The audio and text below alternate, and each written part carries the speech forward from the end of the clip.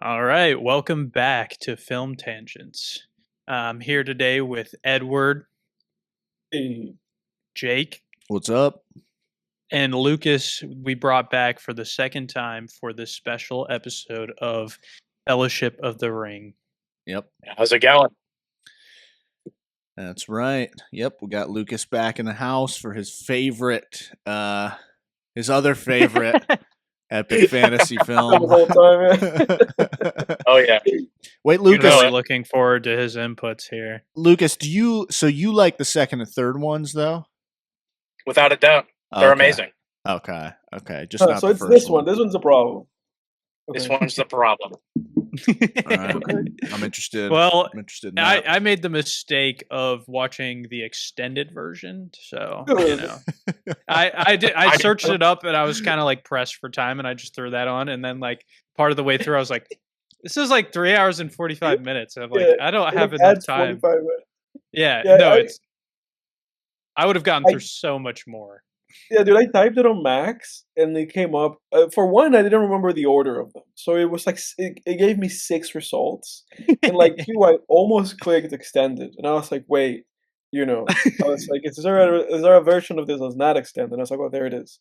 And then I was like, well, what's the order of these movies? So I like Googled like, Lord of the Rings film series. And I was like, okay, The Fellowship of the Ring is the first. I didn't remember this shit. I didn't remember this shit. Yeah. Yeah, for all the people listening, I'm going to Japan on Wednesday, and this movie being as long as it was, even though I recommended it, I put it off for quite a while, even though I'm currently unemployed as well between my job I just finished this past week and the one that'll be starting after going to Japan. So kind of did this to myself, but like I was stressed today starting to pack and everything. Stupid. Yeah. So I didn't even know what that one was gonna do, but I just saw stupid, so I thought it'd be fitting. I put that one in there. So yeah, I kind of did it to myself, but we're gonna go through and do kind of like a movie review first in the format of this podcast. So I think I'm gonna kick it off to Lucas first, if you're good to talk about it.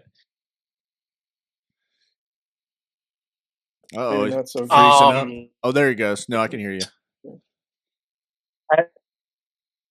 Is it better if I do somebody else first? Yeah, maybe. Yeah, let's go. Okay, let's do someone else first because Lucas is breaking up. I'm sure he'll be back in when he gets home. That's what I'm guessing. Yeah. So let's start. Edward, do you want to take it for the start? Yeah, sure. So everybody, we watched Lord of the Rings, and it was the Fellowship of the Ring, not the Two Towers, and not the Return of the King. I didn't get halfway through the Return of the King and then realized that it was the third one or anything like that. I watched the Fellowship of the Ring. And we did not watch the South Park episode titled "Return of the Fellowship to the Two Towers" or something like. I think it's something like that, right? Go ahead. Written and directed by Peter Jackson, but also written with help with Jackson, with Philippa Boyens and Fran Walsh. The Lord of the Rings 2001. I didn't know what to expect because I forgot about this movie. When I was a kid, I guess I'll give some context to my experiences with these films. When I was a kid, I had never seen the Fellowship of the Ring. I jumped straight to the Two Towers when I was a kid, and it was because like me and my siblings went to a pajama party. We were just they put on Lord of the Rings, Yeah. Two Towers. And my only memory of that movie was that I was like really scared because of Gollum. Like I was just really afraid. Like the movie just like I was just kind of like, oh, the thing is weird and creepy. So and I think at that time I was like maybe 6 or 7. So I think it was very like I think it was okay for me to be afraid and kind of like not really wanted to watch that movie.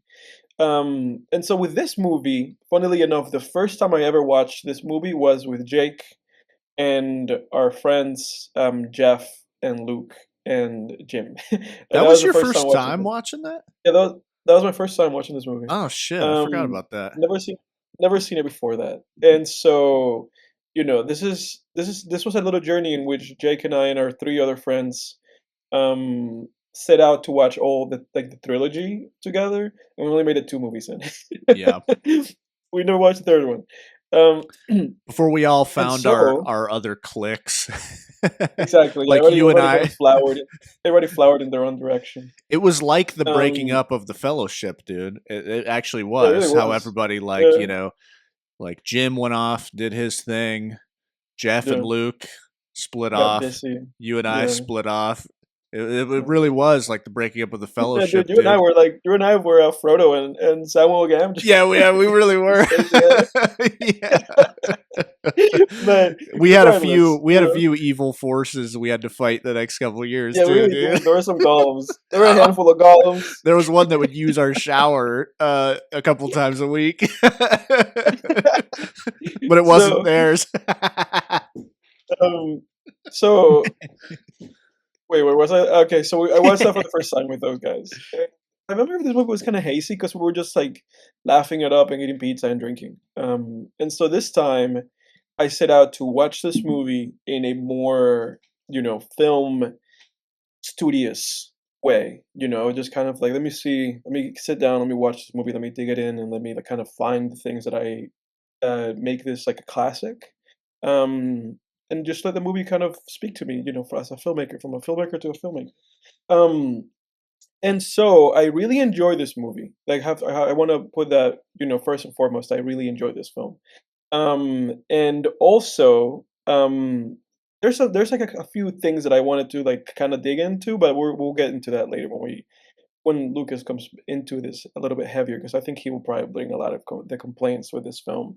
I enjoy the narration. I enjoy the setup. I enjoy the whole like 3, 7, 9, and one ring to rule them all. Like I enjoyed the introduction that we had. Like that was really fun. And I personally am a fan of narration, so that to me that felt really proper. And so we come into the movie, and through the narration we're introduced to everybody like Bilbo and Gollum, and we kind of get all these people and we get this big picture of this world, right? And then we know that this was like thousands of years in the past. So I think that also kind of helps us understand where we're at. And I've never seen The Hobbit, and I know that The Hobbit is like a prequel to this, and that I also kind of Yep. got that. And so we go into the Shire, and I really enjoyed that. Like I really enjoyed being at the Shire. We spent in the Shire. Let me see. Um, I think we spent at the Shire 37 minutes. We were at the Shire for 37 minutes of this film, and I really enjoyed that. Like I really enjoyed Frodo, and I really enjoyed all the hobbits, and I really enjoyed like Bilbo, and I enjoyed Gandalf, and I enjoyed kind of like everything that he brought into the picture. Something interesting about this movie is that this movie was shot, and this is kind of like a little bit more of like a technical thing. They shot this movie in Super 35 millimeter, and what that means for any film nerds, and you guys can correct me because I'm not the most like cinematography like knowledgeable guy in the world, but what that means is that it allows for the film to be even wider, you know, because normally when you see a movie, for instance, like one of the newer like Jurassic World movies. Like if you see one of those movies and it's like really wide, usually like the widest that movies go normally is like 235 aspect ratio. That's when you have those like letter boxes like on top of the bottom. And with this movie went like 239, 240. So this movie was even wider. It's wider than normal movies, this movie. Yeah. And I think that decision by the DP, whose name is Andrew Lesney, helped make this movie just have this huge scope. Like there's a lot of just like these panning shots in this movie where you get this like landscapes and it's all gorgeous and huge and it feels endless. Like that's something that I loved about this movie. Like the world building in this movie, it's second to none. Yeah, It's like that second was to a none. big bullet point for me on Yeah, watching it's this second to movie. none because you have these like extreme long shots or establishing shots in which you see huge mountains and towers and like when they get to that like waterfall with the two like dudes, I forget whether those two dudes are, the two statues, like gigantic statues. Like there's so much of this movie that just like gives you this world that just feels endless, like a video game world or like a Legend of Zelda. Like I was watching this movie and I was like, this is the closest thing to like Dark Souls, especially when they go in that Yeah. Oh yeah, without a dungeon. doubt. And so I was just excited, dude. I feel giddy. I felt like a little kid. I was just like, let's go on an adventure. And I love the hobbits, and I was like, these dudes are like the most like wholesome, like, and I know that's the point of them. They're these wholesome little dudes. And they have like no evil. And because they have no evil and they're just wholesome, all they want to do is eat breakfast and second breakfast. Because of that, it's like these are the only dudes capable of holding on to this ring and not let it just corrupt them. Which I think is Yeah, evidenced by how we start the film and we know that Bilbo had it for like 100 years or something, like 50, 60 years. And it was then starting to kind of creep up on Bilbo. It was starting to like damage him and damage his like soul.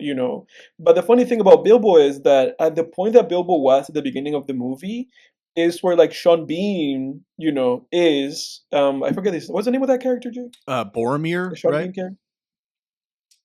Can you guys hear me? Yeah. yeah, I can hear you. It's Boromir, I believe. Boromir, yeah. Which was interesting because by the time that they split off by the end of the movie, that's kind of where they all are. All the human characters are where like Bilbo Oh was yeah, with 50 years of being around that ring. so easily corrupted Yeah, just so by being around it it. gives you an idea of the wholesomeness and the purity of these like just silly little guys. This is a movie where it's like these silly little guys are the heroes. It's not gonna be Gandalf.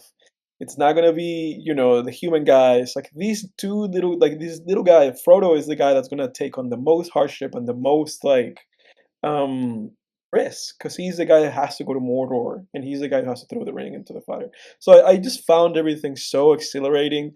The scope of this movie, and I'll stop yapping because I have nothing negative to say.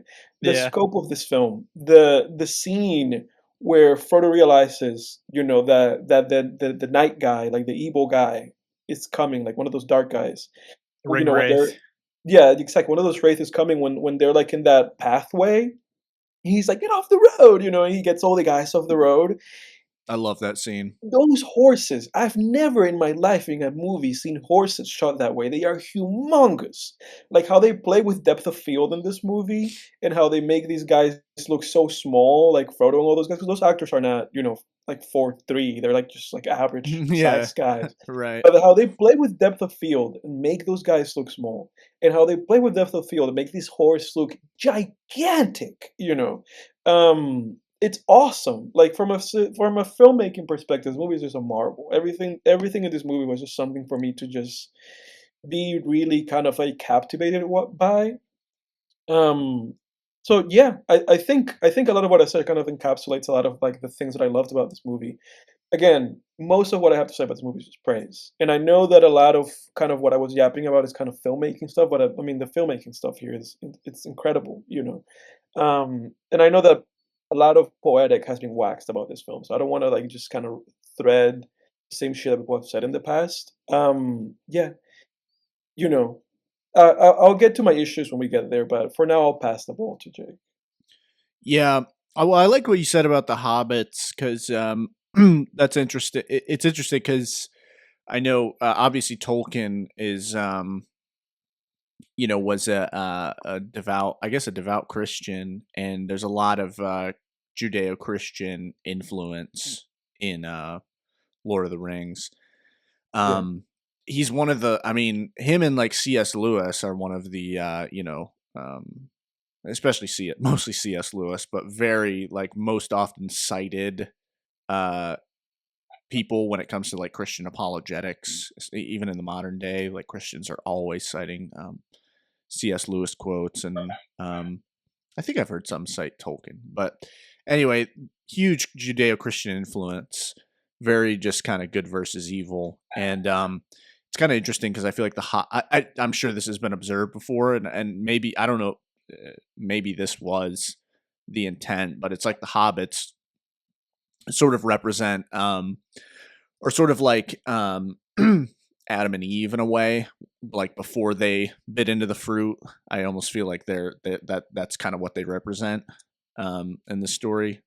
If anyone knows in the comments, leave it down there, because I know that Tolkien has been um, studied ad nauseum. I mean, we have like Yeah, entire Wikipedia I agree with articles you. on I Oh agree his with you yeah. because worldview and his philosophies and stuff. yeah, because I agree with you.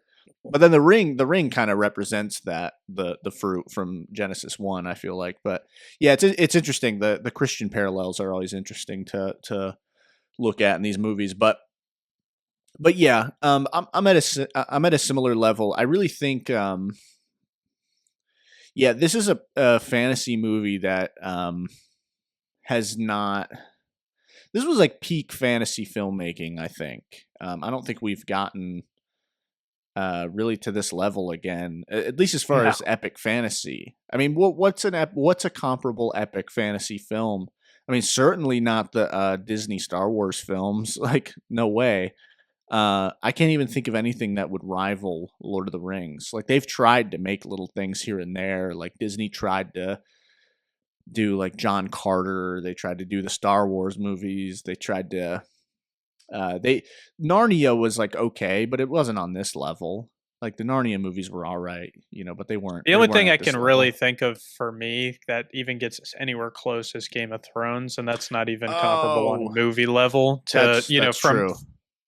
but I mean, that is the only thing I can think of, and just It's the the only amount of thing for sure. time that they had to world build in Game of Thrones Hmm. versus, I mean, I know these are very long movies, but I mean, this is still not even close to how long Game of Thrones was. Yeah, And Yeah, so, like, coming back to this series after not seeing it for years and years and years, like, I was just like so surprised and impressed with how the story's set up, how you feel like even like halfway through the movie that you're just like so immersed in like the characters and the settings, like, the Shire, you come from this place that almost feels like I don't know. I was thinking about it, and I'm sure this has been said before, but it almost seems like it's like kind of almost a metaphor to how, it's easy to get in your comfort zone in life and just like stay in your comfort zone. And all these people in the Shire are just kind of living this easy life with no conflicts. Like, like it's just they're enjoying life, and like it's very pure, very, very much like a very high purity, kind of like the Adam and Eve thing Jake was talking about. Like they're just happy.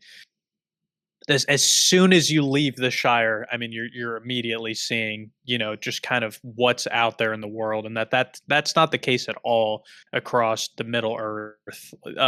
Even going through that first town that they're in, like this rundown pub. I mean, it doesn't feel. I mean, it is far from where the Shire is, but it doesn't feel like that far, where you've already gone to like a drastically different scene of people. yeah, that's a great point. Yeah, I feel like we were in the 2000s. It seems like we were in sort of a sweet spot for either like epic oh, fantasy movies or just kind of like period piece, medieval sword and sandal or whatever you want to call it, kind of stuff. I'm kind of thinking as a comparison of a comparison to like Gladiator, for instance, Ridley Scott. I think what Gladiator came out in like 2001, right? The same year, I think, something like that. let me look it up. I think it's either one or 2002. two, but let me look it up. Yeah, but it was kind of a sweet spot, and I think it's because it was a It's sweet. 2000. Okay, it's 2000. It was a sweet spot because for fantasy because or Gladiator isn't fantasy, but it's like an epic, a sword fighting epic kind of thing. And I think it was a sweet spot because you had now the technology to do um you know, really interesting stuff visually. Like for instance, in Lord of the Rings, you had the technology now to where you didn't need like stop motion animation anymore to do like the cave troll or the giant demon they fight or the octopus or any number of creatures they have in this movie. I mean, and I love stop motion animation, but like you had this technology of CGI, but filmmakers also showed we're still in an age where they had to show restraint and they still had to rely to some degree on practical effects. And now we're in an era where movies like this, when they come out, I mean, even in The Hobbit, like if you compare the way the orcs look in the Lord of the Rings to the Hobbit, it's insane. There's like the orcs in Lord of the Rings are amazing because it's all practical effects, costume and makeup.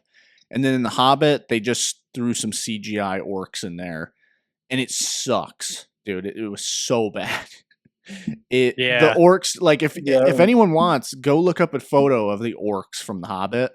They look awful, not intimidating at all. And it was just a sweet spot, man. The 2000s were a sweet spot for this type of filmmaking. And Peter Jackson is like, same with King Kong. Like I adore his King Kong film because you have like CGI when it's needed, but then you have lots of great special effects. You have these practical sets that they built, a lot of great costumes. It's interesting that Jackson came back to do the Hobbit, and that he allowed it to be just like a CGI fest. Yeah. Yeah, I don't know. Did he direct the Hobbit movies? I don't even remember. He did, yeah. He did? Yeah. It was pretty decent. It just did not feel the same. I couldn't stand those Hobbit movies, man. I didn't watch them, especially because I know that a big criticism with those movies was that, what I understand, like they send the book The Hobbit just like an eighth of the Lord of the Rings or something. Yeah, it was really weird how like much they drew that out in movie form. Like, I mean, The Hobbit is like I've read it as a growing up, was not anything compared to like the length of the Lord of the Rings. So it's I don't know. I think it was just really a money grab to draw it out so long. It could have been done in a movie. It was happening at that time, like with those Harry Potter movies. They like split the last one. I think they just saw it. They were like, this is money. God, that was the start of the end for things to like, Dune and all these movies to start breaking it out into parts, which I mean, in some cases, like probably Dune's a bad example. It probably warrants being broken out into a couple movies if it's really going to be done to the depth. But I don't know if it's 3. But yeah, I mean, I liked some of the themes of this movie a lot too. Like one of the ones that like really stuck out to me, and it's like, I mean, it's really right in your face, but I thought it was interesting is just like the ring just being like a symbol of power, and just like, how hard, power is to hold without corrupting you to some way. Like, Boromir reaching for the ring on the table, like, Bilbo just having it for so long, almost having physical withdrawal from trying to give it up. He couldn't even hand it to Gandalf. He just had to like barely tilt his hand just to drop just let him fall. Yeah, it was fascinating. And even Gandalf being a character who's like this wise, really like revered character by all sorts of people, he can't even touch it. Like he, it's fascinating. So crazy. You have that in the movie a few times. Like you said, it's like this absolute power. What is it, corrupts absolutely thing, right? And then you have it a few times where with Gandalf, and then with the Cate Blanchett character, Cate Blanchett, she's the lady at the end with the eyes lady, that she goes like all bananas, when he offers it to her. She goes bananas. But it's interesting because I think there's something to wizarding or these like, with Gandalf, and then with Cate Blanchett, I think there's something with those characters that are these kind of like wizard-y characters where it means even more if you offer it to them. Because with what's his name, Frodo, he offered it to Gandalf and he offered it to Cate Blanchett, and for both of them, it was like, she just said to him, she was like, you offer it to me freely, and then she went bananas, and then because she was able to refuse it, she was like, I passed, like that she and Gandalf then had the ability of, in the face of absolute power, be able to hold themselves back and be like, no, But I was mad at Frodo. I was like, Frodo, stop offering. I was like, stop offering that damn ring to people. Like, stop. Stop holding your hand out and be like, you want the ring? You want? Yeah. But I think that just goes to show like how much of a burden it is to carry for him. Like, I mean, it's just impossible. That was his journey. That was his journey in this film. Like, his journey was that. His journey was to accept that he had to go on a journey, Yeah, which is funny. That was the best part of the movie. Yeah, it's funny saying that because, 40 minutes into the movie, he goes on a journey, but I think he's just so reluctant. Like, that was kind of the thing with his character. He was really reluctant to do it. And for him, it was ultimately it was like threefold. Going on the journey, and then halfway through the movie, when they had that kind of like king's meet, and everybody was saying like, "What are we gonna do with the ring?" The second part of it for Frodo was that he had to then step up in that situation and be like, "I'm gonna take the ring and I'm gonna deliver it." Um, and then the last element of it for him was just that he had to, at the end of the film, he had to realize like, I have to do this alone. Samwise Gamgee, but he had to do it alone. With Samwise Gamgee. But it's fascinating. There's a lot of like really interesting things being said in this film.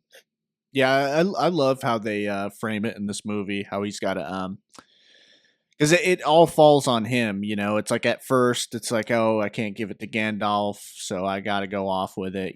Because hobbits are pure of heart or whatever. And Yeah.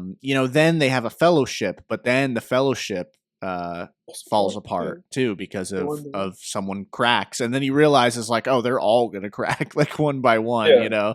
Yeah. and it was just great. The execution was brilliant of that because you Yeah. really felt like it just made the because in a lot of these hero's journey stories, which is like almost every story, but when you're talking about like the hero's journey in the strict sense of like quest fantasy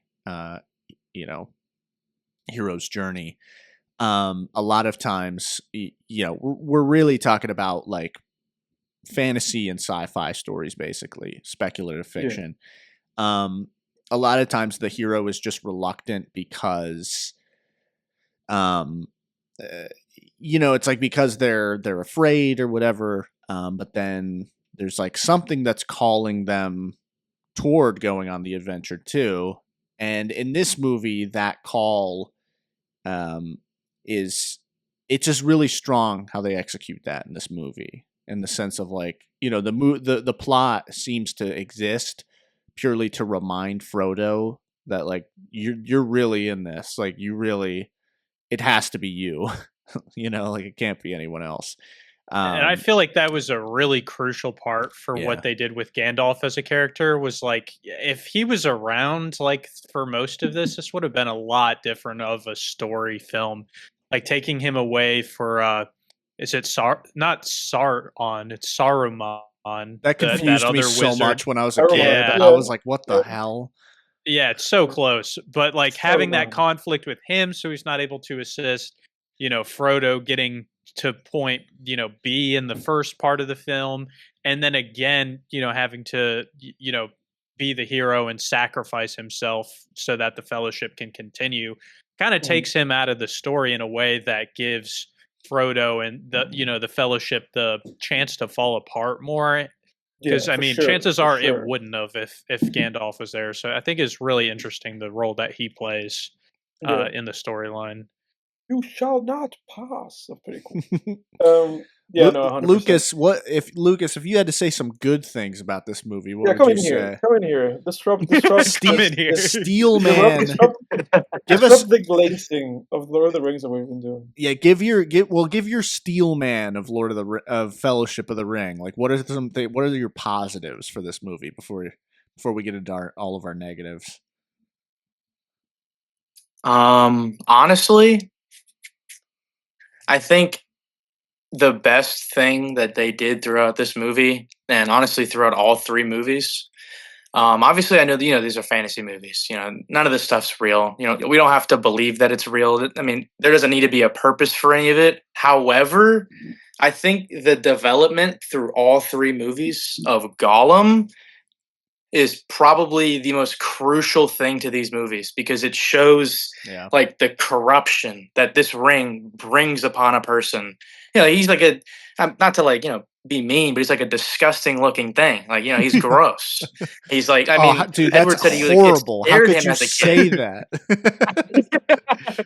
But I think that the development of Gollum, like, I don't want to say carried all three movies, but it showed the purpose of all three movies and why the ring or rings are so powerful, what they can do to a person. And then like you guys were saying about like Frodo, I mean obviously I lost my train of thought. Man. Do you guys? I think like I'll jump in while you're thinking, Lucas. Yeah. Do you guys remember how? Do they explain how Gollum gets out of being tortured by all the orcs and stuff? Like what they do with him after? They say it like Gandalf says that they let him go Oh, for the purpose of having Gollum be another kind of like piece to tracking the ring down.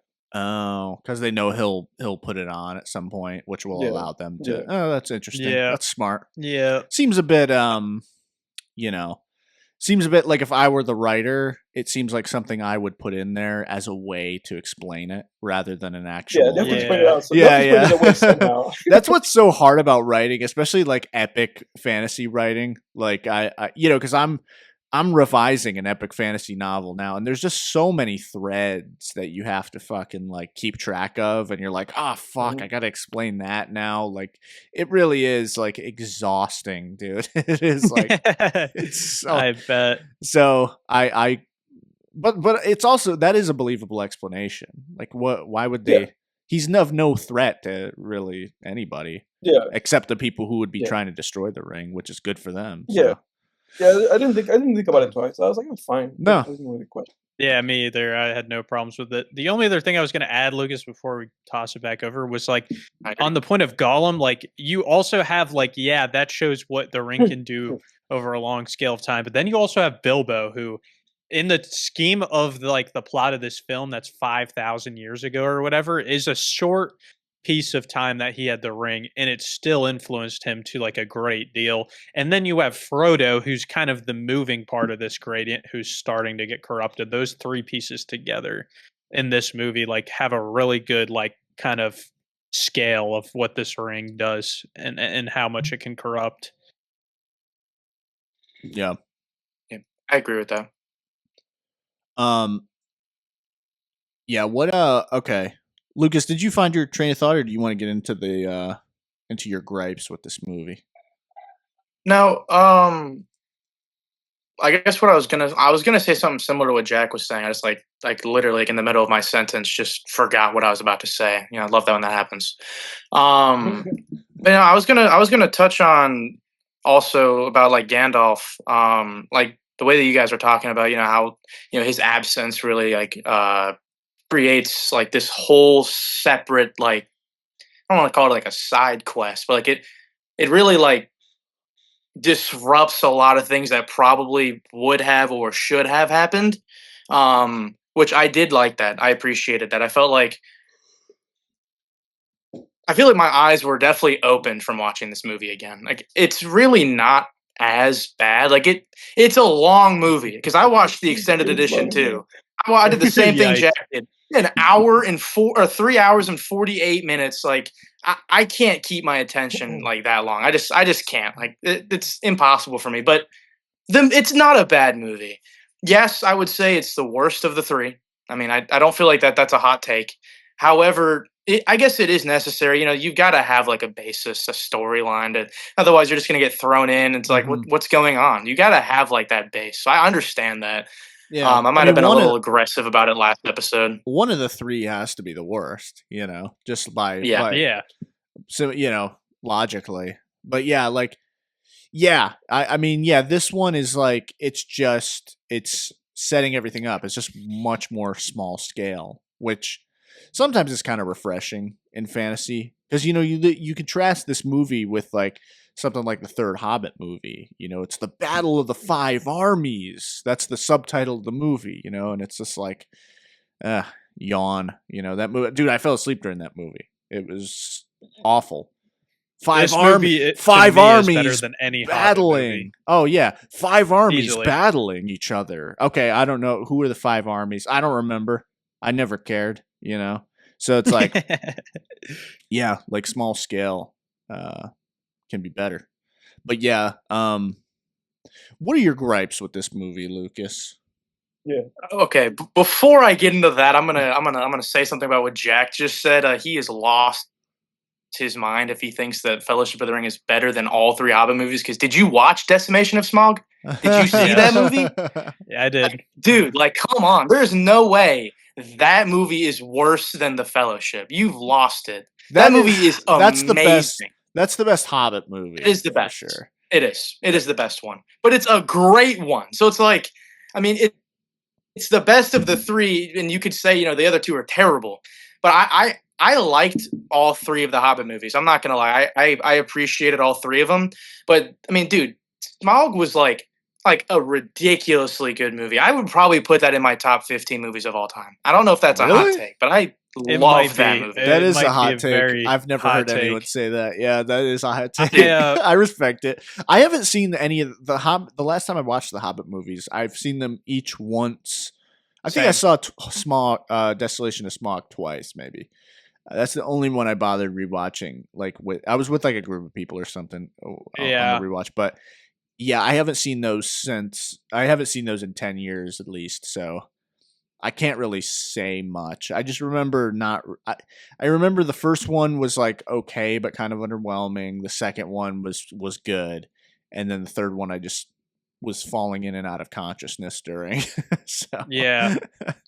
I think like a key thing for me for the Hobbit movies between like what, watching this movie and then like what I remember from the Hobbits, because yes, I've only seen them once, is like we've talked about with the use of CGI and with the use of kind of the, cinematography techniques that they use. It almost like this movie feels like immersive and real and grounded in the way that it's shot. I didn't feel like the Hobbit felt too removed from reality for me to really feel like I was a part of it and invested in the world of that. Like I had a harder time. Like it seemed too perfect and too fantastical, and it just didn't really give me the same feeling that these movies gave me in that way. But I haven't seen the Hobbit movies, so I can't speak to that. I mean, they're epic looking, but it just is a little too artificial and a little too clean cut, where it's like some of the, like, yes, this movie isn't 100% perfect, but like that plays to its like advantages and like the kind of, things that they have to do, like the molding the orc out of that flesh. Like, it's not a perfect, but like it serves so well to just kind of the plot of these creatures and just kind of the grotesque nature of like what an orc goblin combo creature is. Right. That scene was awesome.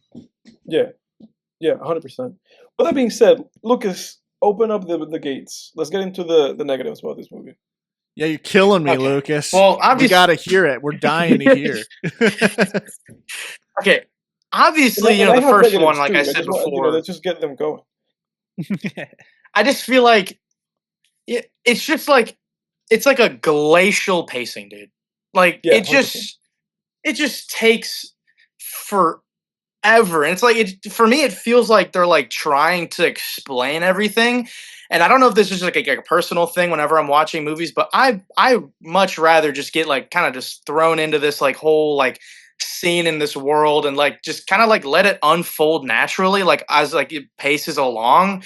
Where I feel like this movie like just sort of like pans to a bunch of different things that are going on to try to like explain like this whole world. And like I understand like again like all of these movies with the books, like it makes sense, but like I just feel like with the Hobbit movies, especially with like I said, Desolation of Smaug, you can kind of just get like thrown into this like immersive world, and like all of it just kind of like unfolds naturally. And I much prefer that as like a pacing for a movie. I would honestly say I would prefer the way that the Fellowship is like to like newer movies nowadays, because I feel like, especially with a lot of Marvel movies, you just get like thrown in and then nothing makes sense, nothing unfolds whatsoever. Thunderbolts. I would, yeah. I mean, you do kind of just get thrown in. I don't know. I really liked that movie. I guess I don't know. My bad. I know you did. Did you not to like shit it? on it? Well, yeah. Jack and I can talk about it. Yeah, later, we'll get into it. Okay. All right. My bad. I don't know. I feel like that's really like the main thing, and then I feel like there's like a lack of like confliction within the Fellowship. I don't really feel like that they. I don't know if I'm like crazy. I don't know if I just watched it from like a weird perspective, but I feel like they just didn't really like. They didn't. There weren't a lot of like issues, and I Yeah. understand that like it's kind of like an unfold from the ring kind of getting introduced from like a different because technically the hobbits are before these, right? If I'm not Yeah. mistaken. That's Bilbo's Yeah. journey, basically. Yeah. So Yeah, Aragorn I- does I- take a I he thought- takes a liking to the hobbits like quicker than I remembered, you know? I thought he was kind of Yeah. like a douche for a little longer, but he's just like nice to them right away. So I kind of get what you're saying there. I didn't feel it as much, but I get what you're saying. Like they were all very supportive of one another from the start. Yeah. And also Yeah, I and think even Frodo isn't given much to do other than shouldering the responsibility. So like as compelling as that aspect of it was, I also felt like the other hobbits are a little more developed than he is in a way. He's kind of in the first movie, like he is a bit flat, like he is kind of just a one note, like a one trick pony, he doesn't have like much, like even Sam, like we're given glimpses of some of his like insecurities, like he's, we just see him like nervous to talk to a woman at the the little dance festival or whatever.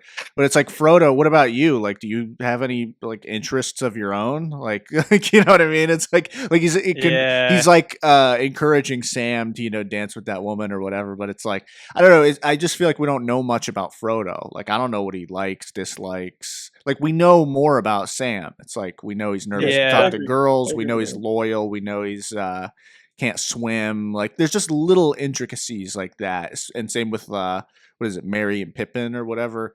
But Frodo is just kind of like love Merry and Pippin. Oh yeah. But Frodo is kind of just like brooding, like not brooding. That's the wrong word, but he's just kind of really one note. He's one track mind, like we don't really get to know him as much until like 2 and 3, I feel like.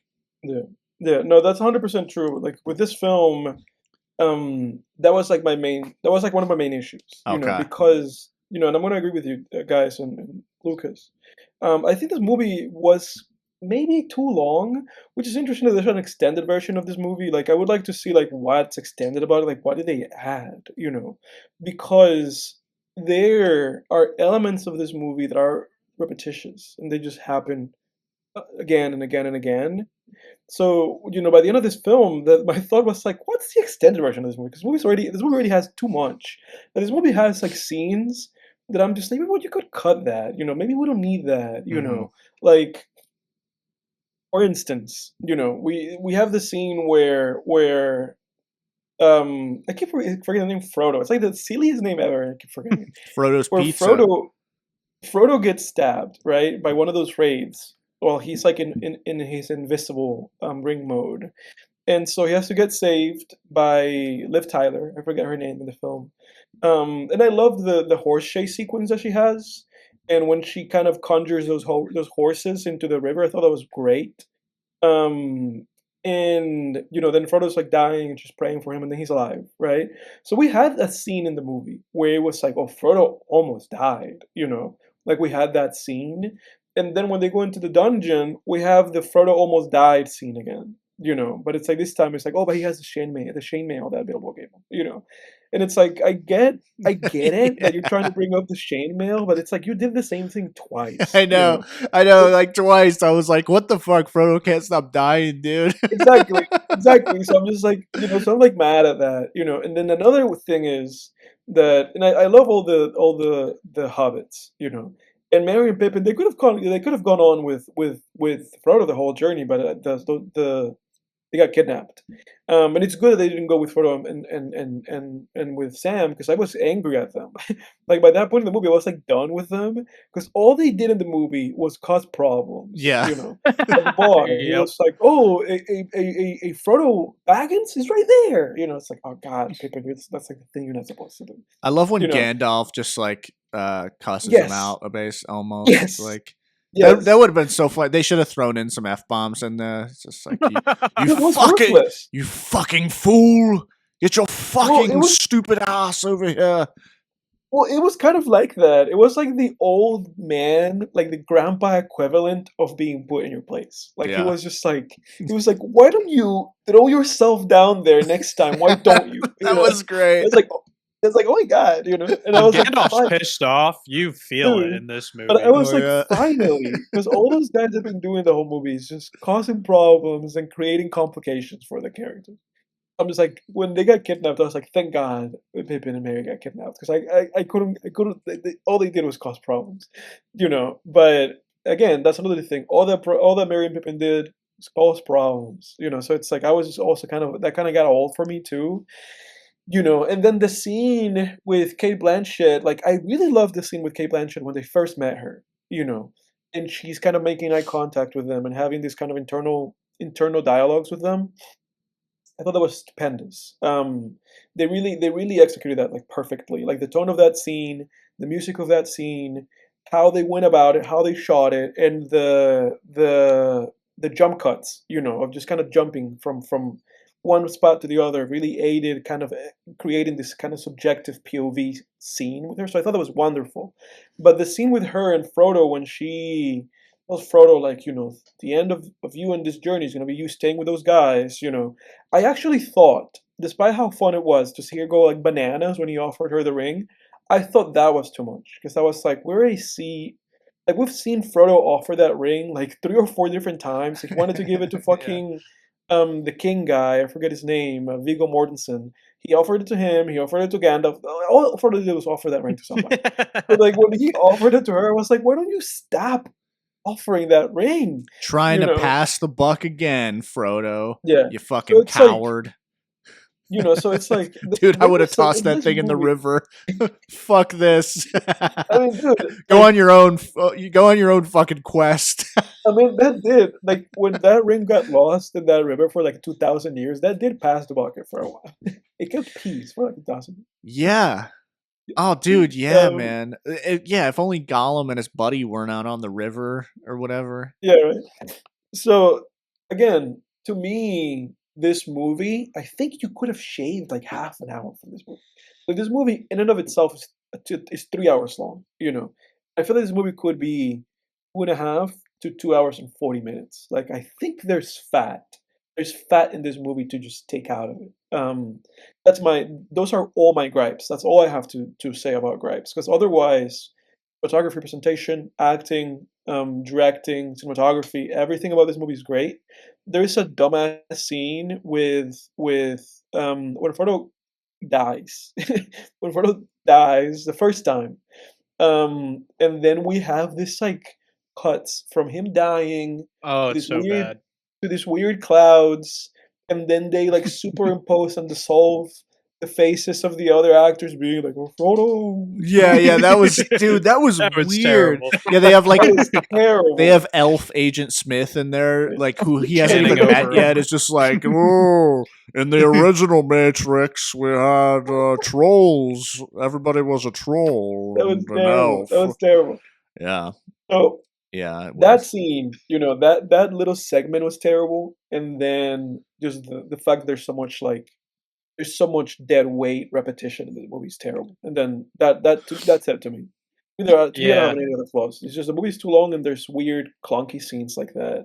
Yeah, because the first act of a those are my only flaws with it. yeah, I agree. Because the first act of a story, which that's how these movies are split up. It's like acts 1, 2, and 3 are the 3 movies. Because the Lord of the Rings is just one book, right? I'm not mistaken on that. I I don't. think it might be 3 books. No, 3 I books, think yeah. it's. I thought it was one book. The Lord of the Rings book. I have no idea. Pretty sure it's just 3. I thought it was yeah, 3 yeah. books. It's an epic It high was fantasy. Hobbits one. Hobbits one. No, but the Lord of the Rings is an epic high fantasy novel written by English author and scholar J.R. Tolkien. I had 3 books. I don't know if they broke it up, but They must they have broke it broken up. it up, yeah. It was just like one big one and they broke it up into 3 parts. But yeah, okay. So anyway, yeah, it like says 4 books on Oh, on really? AI. Hobbit is, and then the 3 volumes of the Lord of the Rings, Fellowship of the Ring, Two Towers, and Return of the Kings are Sorry, separate I thought it books. was. I thought the movies were named after the books. Oh, okay. I know It people said upon completion, the Lord of the Rings was divided into 6 books by the author. Oh, interesting. So maybe it was one complete thing and was divvied up. Because that's what Star Wars was too. Star Wars was just one big story. Like it started with Darth Vader comes through that door in the hallway, and then it ends with Darth Vader throwing Emperor down that shaft. Like it was one story, and then George Lucas broke it up into 3. But yeah, I don't know. It's so funny. It's like I'm Jake. Aren't you writing epic fantasy? Yeah, I never read the Tolkien stuff. I'm a very modern. Like I read modern fantasy, and I like dark fantasy too. I don't really like adventure fantasy. Like I don't read Brandon Sanderson, George R. R. Martin. I like the darker stuff, but I like horror fantasy mashups. But anyway, But those are my only gripes. I don't have any other gripes in this movie. Yeah, well, my point too with all that was like the first act of a story is supposed to be like kind of brisk, it's like the second act is the meatier one, and then so yeah, you definitely could have taken some fat out of this one. My only gripes with this movie, kind of the same as you, I guess. Like, hey, look, I'm always up for my movies being shorter than 3 hours, folks. Like, let's make that clear.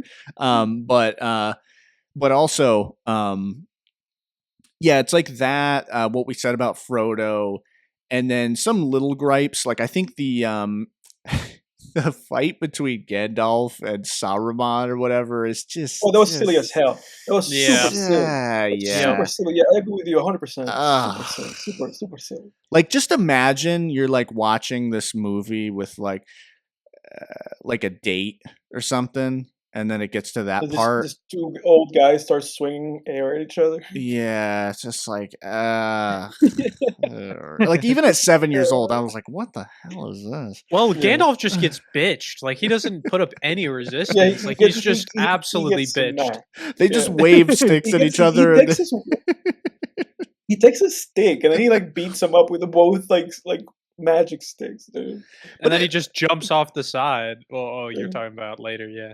Yeah, well, also the whole thing, I know people have cited this before, but the thing where Gandalf just rides off on an eagle after talking to a moth, it's just like, that is so random. That's cheating. Yeah. That's in writing, that's what we call cheating. Like, it's really like random, you haven't set this up. That's one of the weird parts about. So this is where we get into like, if you're a fantasy reader or writer, you've no doubt heard the terms hard magic system versus soft magic systems. And Lord of the Rings has a bit of both. The ring itself is a hard magic system. There's very specific rules. Like you put it on, you turn invisible, but it also calls the ring wraiths. Sauron knows where it is now. If it's in your possession, it keeps you young. It shrinks to fit your finger specifically if you're the possessor of it. All these different things. The words on it. What this mages can't do, there's like no rules. What'd you say? Like with the stuff that like Gandalf or anybody can do magic wise, there's no established rules about how they can do it, why they can do it, what happens, nothing. Exactly. Well, he comes back from the dead in the second movie, and it's you have no. I don't remember if there's some explanation, folks. I'm sorry. Leave it down in the comments. I don't remember. I don't have plans right now to continue on with this with watching these again, but I know in the Two Towers he comes back as Gandalf the White or whatever, but I don't remember if there's like some good explanation. My guess is not really, probably. But other than that, yeah, it's kind of a perfect movie, I guess. It's a little dated, I guess. Like the story, 100%. Not the movie. Yeah. The movie, like a little bit. The movie holds up. The special effects are a little dated. Yeah. Yeah, and it's kind of like, I don't know, I am sort of like a postmodern thinker, I guess, when it comes to stories some of the time, where I don't go so far as to like, yeah, let's make like Luke Skywalker a hermit and drink weird green milk and stuff. I don't go that far with like destroying our heroes, but there is definitely that aspect of like after you see Game of Thrones or when you read some of the more grimdark fantasy stuff that comes out nowadays, then when you go back to Lord of the Rings, it is just kind of like, yeah, hero receives a quest fighting the dark forces of evil. It's just like, all right, okay, But what are you gonna do? That's not the story's fault. That's your own tastes, Jake. You're just a cynic. Yeah. You're just a cynic. I don't know. Yeah. I found it kind of weird, the fellowship part of this, like kind of what Edward was talking about. I just want to talk about it one more time. Just like the idea that it's like he doesn't want the burden, and then he finally is like, I'll take it on, I'll do it. And then then we backpedal back to like, never mind, here, you can have it. You can have it. It's just like, I don't know, it kind of like de-characterizes Frodo and is like, oh, he had his moment, and then now it's like, nah. But also like sending Boromir with them is like, dude, we already knew this guy was going to pull some shit. Like, I mean, that how more blatantly obvious could it be that Boromir was going to try to gank the ring 100%. at one point? And like, we're like, no, they're friends. Send him along. He'll protect you. Like, the only other thing too is like you've got this like, I mean, I guess like Jake said, a hard magic system with the ring, and it's just like, I don't know. It almost makes you wish like that it was like a little more useful to its user. Like it just is like, yeah, you can go invisible, but like how much does that really help to anybody throughout the course of this movie? Like maybe like here and there, but like it's just like it doesn't have like any good benefits. Like in The Hobbit it does, because in The Hobbits you're not getting sought out by the ring wraiths. They can't like see you and track you. Like Bilbo was able to really use it to his advantage. In this movie it's just like not. It's like literally just like a fucking landmine that you're standing on, and like you just got to carry that around with you and just hope it doesn't go off. Like it's like a severe crutch. I've always thought that too. Like even when I was a kid, I was like, what is it with this thing? It just makes you young, but that's not like they don't touch upon that much. Like it's like, what is it about this thing that people want? Especially now, like you said, that that it calls the ring wraiths. It's like it's very like symbolic and mythological, because you look back on a lot of these classical mythology stories, which is what Tolkien drew from, because this was the first like fantasy story. This was the first like modern mythology that Tolkien created. People weren't writing stuff like this, contemporary stuff like this before Tolkien, to my knowledge. And yeah, it's like when you look at classical mythology, it is like there were things like that just didn't make much sense, but you knew kind of what the archetypes were and what they were trying to say with it, Yeah. That was what really, like, that's what myth has always been about. It's like these are all symbols of something, of a greater truth. But yeah, I hear you, man. It is like, why do you like who wants this thing at this point? Because it doesn't allow you to like do much. I mean, what like No. if Boromir takes the ring, what's he gonna do with it? Stay young? Okay. I mean, like, how's that even gonna? I mean, even like, okay, it does that, but it's like, what power do you even gain from that other than just staying young? It's like, what kind of what armies are you gonna raise with that? Like nothing. Well, and he's like says that during like the fellowship meeting. He's like, "This is the time that we take the ring and we use it against him." It's like, okay, yeah. like how are you gonna do that? It really was like poorly established. Yeah. Like what the ring does for anybody other than Sauron. Like what does it do for anybody else? Dude. Yeah, it's weird because it's like this ultimate weapon, but like unless Sauron has some, I mean, Sauron knows how to use it, I guess, but it's like anybody else, it's not that great. Yeah, why doesn't Sauron turn invisible when he wears it? Does he just have control over it? I have no idea. I couldn't tell you. Like, because they cut it off his finger, they could see his hand. I don't know. Wait, is Sauron is Sauron a good guy or a bad guy? No, I think this means that we have to change the show to book 10. We should all read the Fellowship of the Ring. Oh God! Can you imagine back in 1 week? Can you imagine that if this was like a book club? Oh, oof.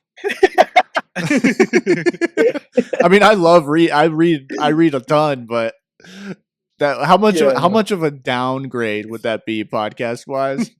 That would be a terrible downgrade. Our listeners would be You like, know. "What the fuck are they talking about? Like they're talking You about know, all now these we like have, obscure novels." It's like- thanks to all our listeners. Thanks to everybody who subscribes to us. We're gonna keep it going. We have 420, please, subscribers at the moment. Maybe a little bit more than that. So thanks everybody for I think subscribing. it's like 427, something like that. Yeah, keep subscribing. Thank you everybody. Let's get to 500. But that being said, if we had like a book club, we'd have like 20 subscribers. 4 of them being here. Yeah, exactly. Because a lot of people don't read like that. A lot of people, even people who consider themselves readers, they read like 4 books a year, maybe. You know, they don't read like shitload. They wouldn't be able to keep up. No. Such more of a time commitment. Yeah. Do we have any closing thoughts for Lord of the Rings? I have a closing thought. I just learned this. Frodo's Pizza is a Greenville, South Carolina thing. I'd never heard of it before. Yeah, me too. I realized it when you guys didn't react. I thought it was like a chain. Yeah. It's just Greenville, South Carolina. I thought it was like an established chain. Well, any fellow Greenvillians out there, if you know Frodo's Pizza, comment below. It's been a minute. I thought you were saying it's like a type of pizza, like the toppings, like or something. I was like, That's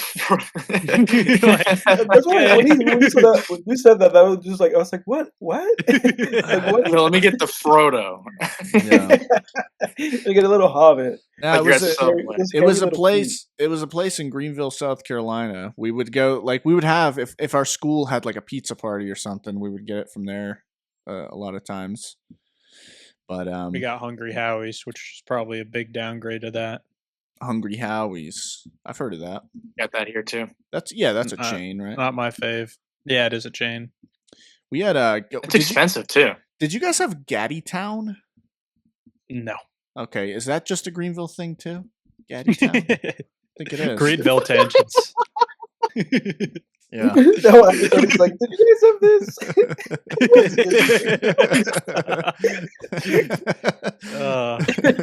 Did you guys have downtown Greenville where you were from? You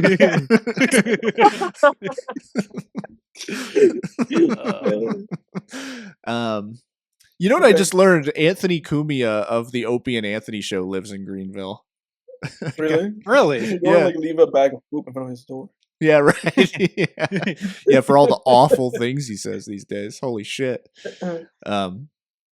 Anyway. Any other finishing thoughts? No. I don't really have much. I mean, it's just a fun watch. It's fun. Yeah, I think it was fun. worth rewatch for sure. And I enjoy and love fantasy as a It was genre. fun. So I have like another nerdy technical thing that I wanted to point out. Again, I feel like this movie's so fucking old. All this shit I'm saying, people have already pointed out. But this movie is filmed in such a way where every scene starts with what they call like a master shot. So it starts with where you establish all the characters and the setting. And then all the scenes in this movie were like that. You know, it starts with the master, and then every other shots were just close-ups of the characters or close-ups of things. Which is what they call analytical editing. So for anybody who listens to this and they grow a little bit as a filmmaker, that's what that is. And I found that very very cool, interesting. That's pretty cool. I would have never picked up on that. Yeah, like most, if not all, of the scenes were like that. So that's why I picked it up. I was like, oh, look at that, you know. Which I'm always looking for. I'm always looking for like little things like that. So yeah, props to Peter Jackson. He did an extraordinary job craft-wise with this film. What are our ratings? I give this movie, for me, this is an 8 out of 10. I'm gonna keep it as what I had it. Yeah, I'd give it an 8. I'm giving it an 8 too. That seems right at home, where I don't think it really excelled enough to push a 9/10. I think there were some flaws, but overall, Lucas is just shaking his head like 8. It's gonna be like a 2 for him. What do you give it? Biggest Lucas? hater I know. It's not going to be a 2. I would say like realistically, like not being like, you know, like dramatic or anything, or trying to be like, you know, that guy. I would honestly probably give it like a 6.5. Oh, that's fair. Like, yeah, I feel like good. that's not a bad. No, that's a super fair rating, I think. Yeah. Honestly. Yeah. And I did want to say like one small thing before we, like as like a closing remark. Uh, I feel like this movie, when I like was at the end of the movie, I don't know if you guys felt the same way, but after watching, with like Jack did, like watching like 3.5 hours of this movie, it didn't really like end anywhere. Like nothing like crazy happened. Like there was no like crazy like oh my gosh like what's going on, or there was no like a failure point, like nothing like wrong happened. It just felt like they literally like it was I almost felt like I got like interrupted by like an ad watching YouTube, like, and then like I have to wait like a year to watch like the second movie.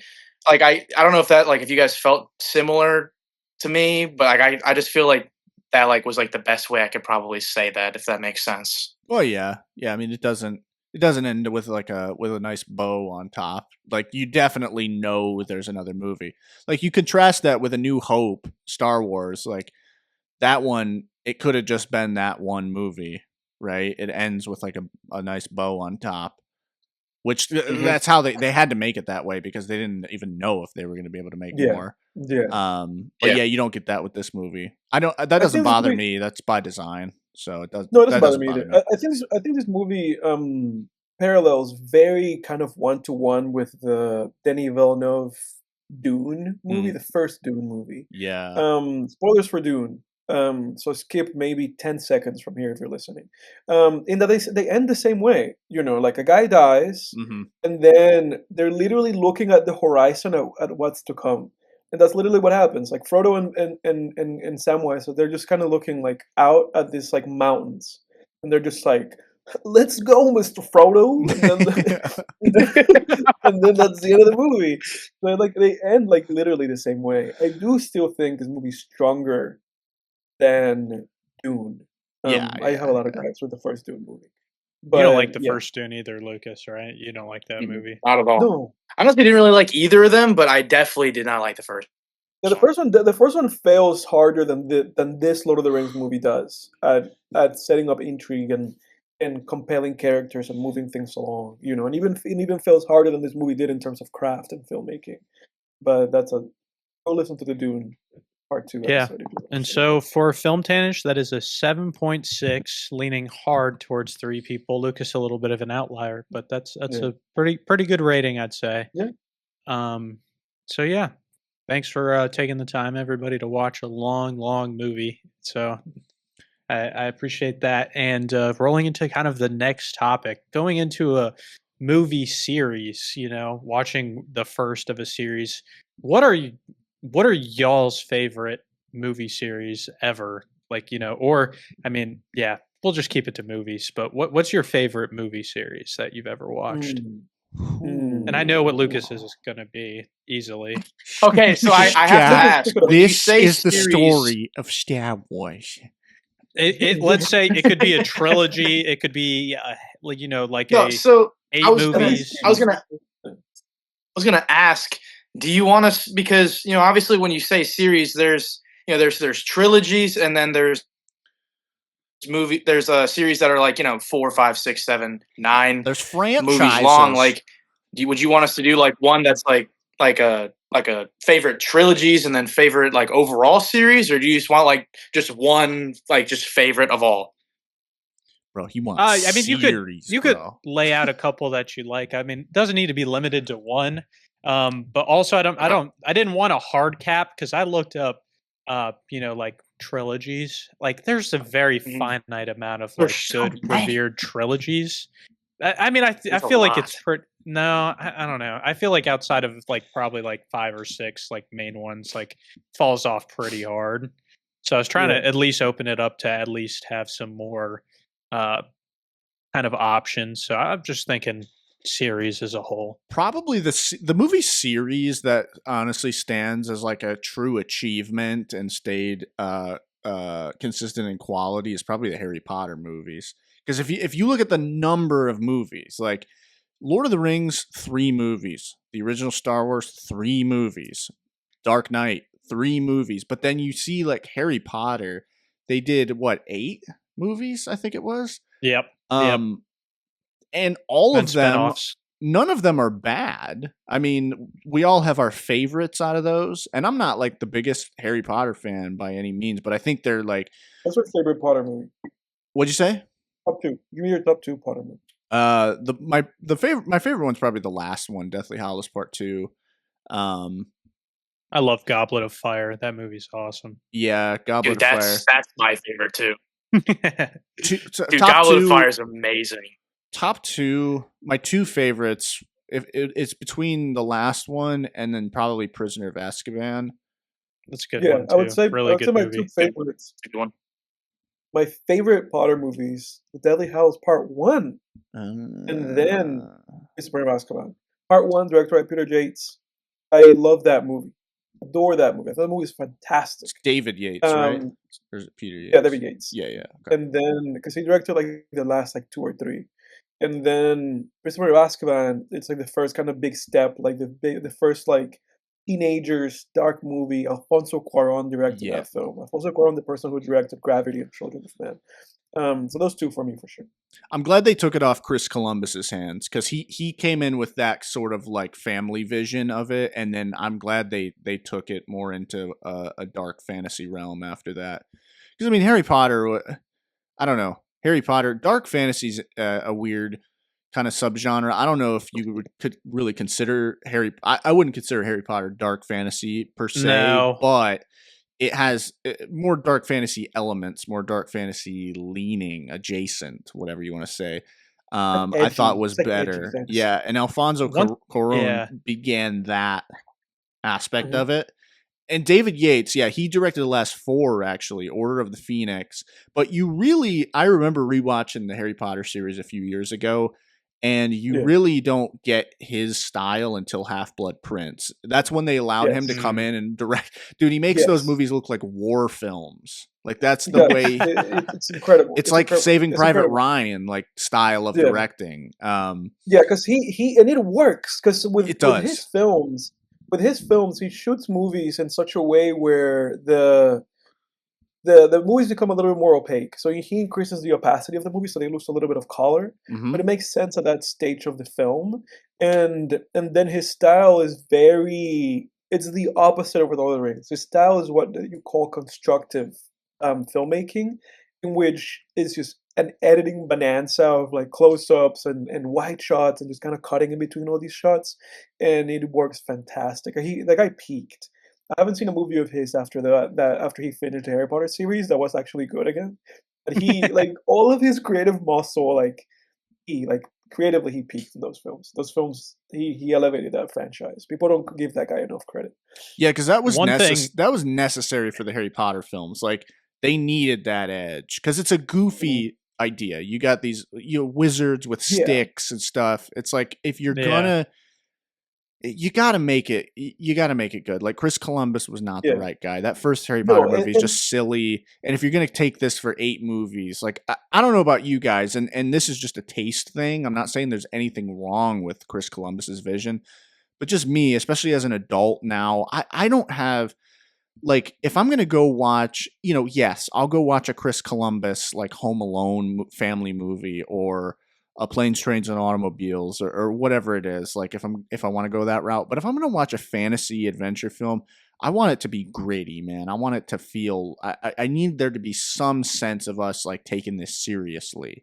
You know? Yeah. Columbus feels right as like a stepping stone in the sense of like, you have this little kid characters, and I think they did. I think it feels like organic how they went about it for sure. It was organic. Very organic. That's what I was trying to jut in and say is I feel like kind of growing up watching these movies, it's like you do go from like the time period. Like if we were to sit down and watch it today, maybe I would have more of that opinion. But like I grew up watching these movies and I was a kid when I watched the first couple. So like the movie series really like aged like towards me, going from a kid to a teenager and starting to like see it as something else where it's like, maybe it would be an overall better series if it didn't do that, but it's also like such a unique experience to be able to see that transition. For us 100%. To go from that kind of whimsical family friendly movie to getting a little bit darker. It makes sense, 100%. Yeah, you're right, Jack. It was like weirdly tailor made for our age, like for kids born in the late 90s. Like it was like tailored to us in a way where it was like, okay,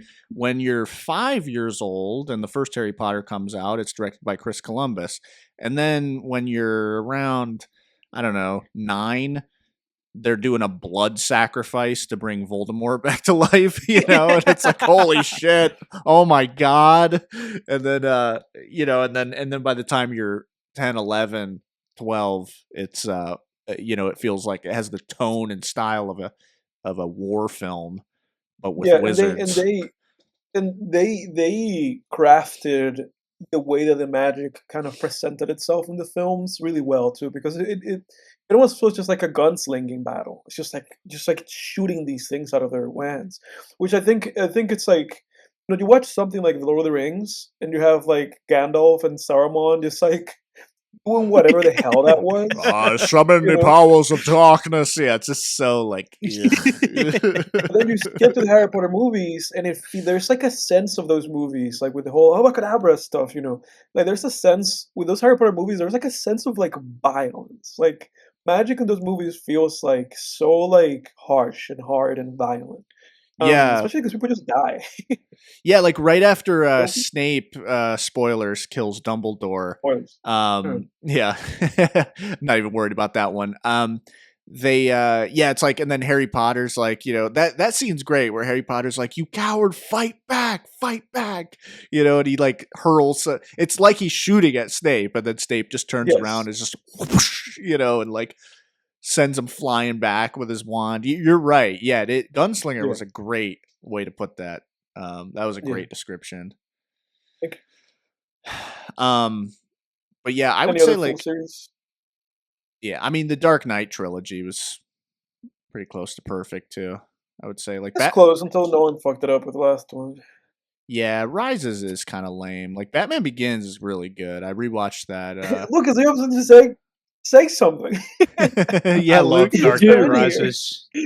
Dude. Okay, look. Rises is such an amazing movie, dude. There's no way that you can say that he screwed up the trilogy with that movie. That movie is amazing. He screwed the pooch with that movie. He screwed the pooch. I'm not gonna be like CinemaSins or something like that. Like I'm not gonna point out like bad things about the movie, but it's like there's so many like just like there's just so many things in that movie that are just like plot holes and logical like that don't add up logically, like logical fallacies, and then like some bad acting that kind of ruins some scenes. It's like it's like, and I say bad acting with also being backed up by the actors, because then the actress that plays the evil lady in that movie, Marion Cotillard, she came out and she was like, I regret that movie. I regret my decisions, because her acting in that movie was terrible. So it's just like I have gripes with that movie that are just like. I have just like film nerd gripes, with that movie that just make me now look at that movie and not feel that movie like in a positive way. Like I'm not saying that my gripes are like end all be all, like the movie's terrible, because the movie does stand, like it has legs and it stands on those legs. But the flaws that it has here and there were enough for me to just kind of be like, I didn't feel very positive. I guess that's fair. That's not a bad way of saying that. I can understand that. Yeah. I'm not gonna lie. I think also can appreciate like that you and a lot of other people like have a lot of love for that movie. But I'm not one of them. Where would you put Dark Knight Rises, Lucas? Is that your favorite out of the three? No, dude, come on. Okay. Dude, The Dark Knight. Oh, of course. I didn't know. I wasn't sure. I mean, yeah, I know that's everyone's favorite. I didn't know if you had a hot take.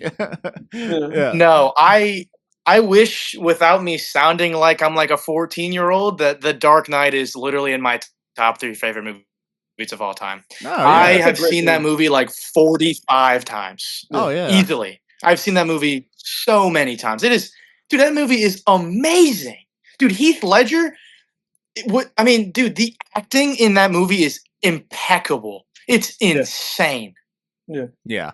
No, I mean, The Yeah. Dark Knight is one of the greatest movies of all time. That's one of Yes. the best movies ever made. Yeah, Yeah. it's not, Yeah. and that like people try to like say like, oh, it's The Dark Knight. It's a Batman movie. So what, man? Who fucking cares? All of this shit, like from the beginning of time, myths and stories and legends have been built around ridiculous concepts. It doesn't matter. It's a phenomenal movie. And the reason The Dark Knight is one of the greatest films ever made is because how it presents its themes and its kind of thesis and the philosophical conflict between Batman's ideology and the Joker's ideology. And the Joker, Exactly. you really wonder. I wonder all the time to myself, like, I don't know, would those boats have blown up or not? Like at the end, what is that how it would really go down? Like you wonder, was the Joker right? Like if the Joker was real, would those boats have been, I don't know. I think that prison ship would have been Maybe. blown sky high. I don't Yeah. No, know. but you guys are 100%. Like those Dark Knight, like the I love the first Batman movie, like Batman Begins. Right? Yeah, that's a Yep, great one. I that's love the first Batman Yep. Begins. I love It's a good one. the Dark Knight, and I like the Dark Knight Rises. I don't think it's like an awful movie or anything like that. Yeah. I just don't think it's like as good as the first two. That's really like my issue with it. Because the funny thing about the Dark Knight Rises is that I really love Bane, and I think Bane is like a really great kind of like transition. Like a really nice step to go from the Joker to go from like this villain that's so like intimidating and charismatic. I love that. I love Bane, and I love his portrayal. I love the Tom Hardy portrayal that he has of that character. Yeah. Incredible. But yeah, no, the Dark Knight, it is one of the greatest movies ever made for sure, 100%. Yeah. Bane carries the Dark Knight Rises. What'd you say? Yeah, I said Bane carries the Dark Knight Rises, Yes, definitely. 100%, Just with yes. that character alone, takes the movie so far. yeah. I will say the great thing about Batman Begins is the one that is not carried by a great villain. Like maybe people might argue this, but like Scarecrow, he's good in it. I love Scarecrow to death. That's probably my favorite comic book villain, honestly. Like the most underused comic book villain ever.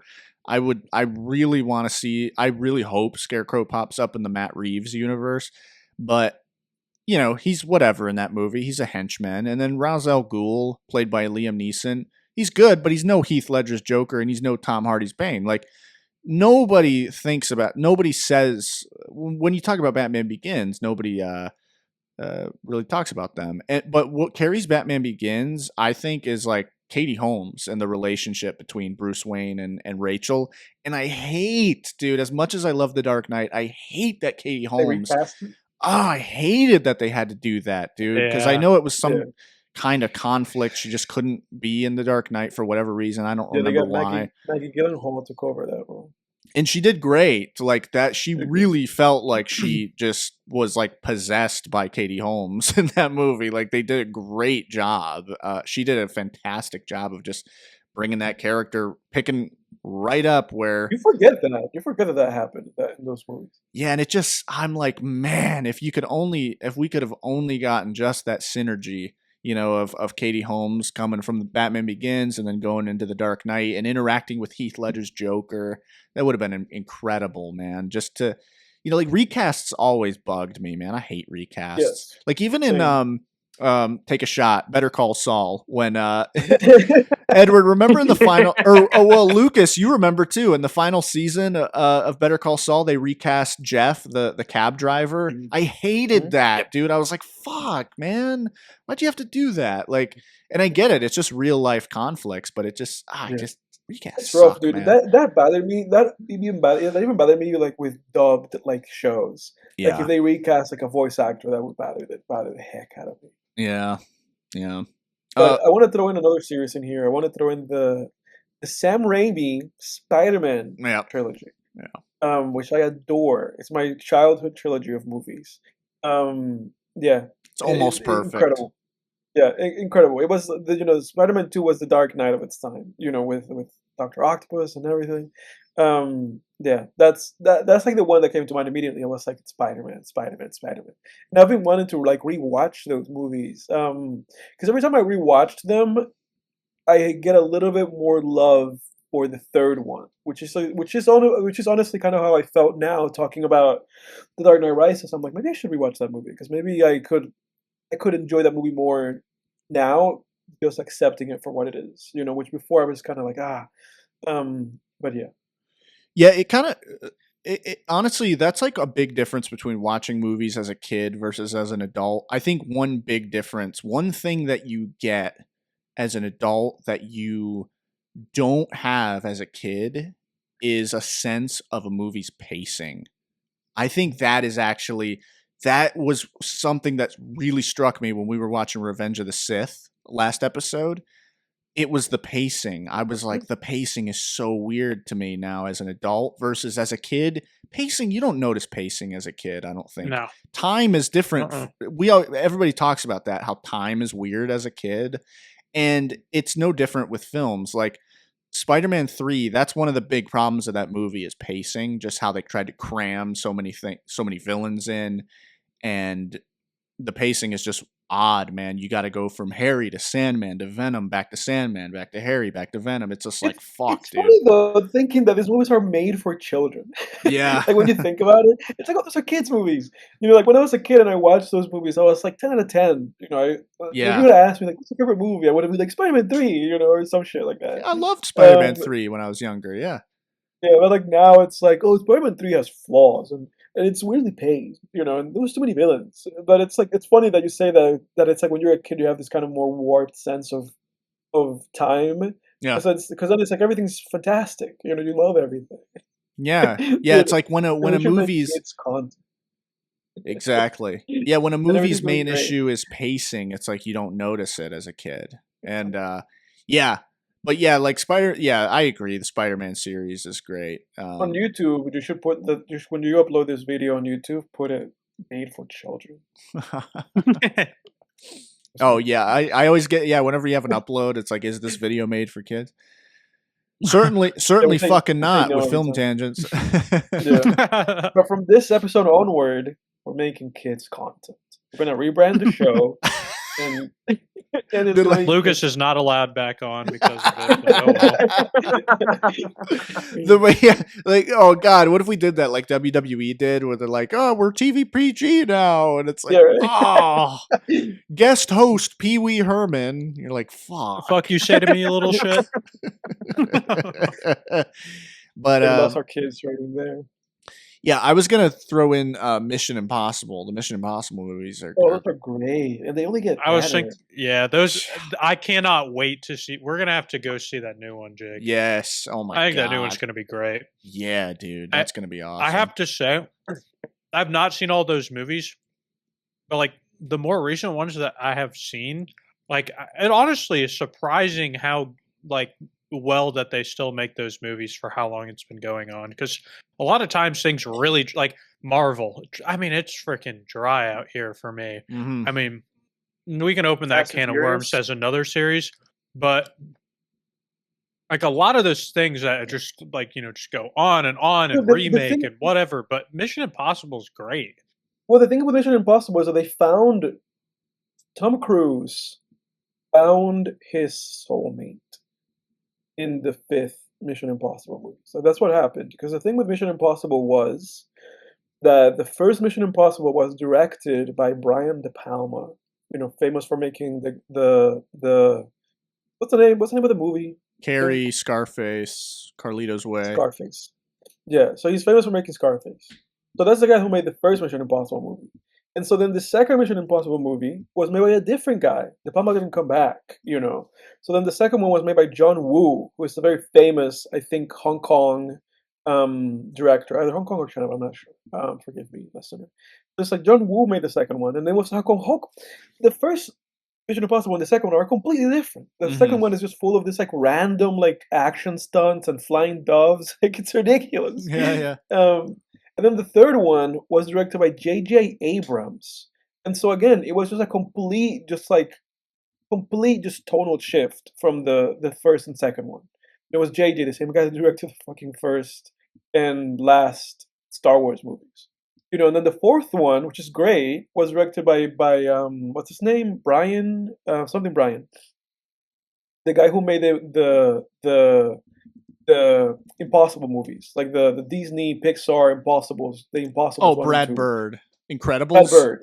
Yes, The Incredibles. The Yeah, The Impossibles. Impossibles. The Impossibles. It's like Clip it. it's like you can see how, you know, 1, 2, 3, 4 different guys, different ratings, different pace, different lengths, different like everything. Movie by movie by movie.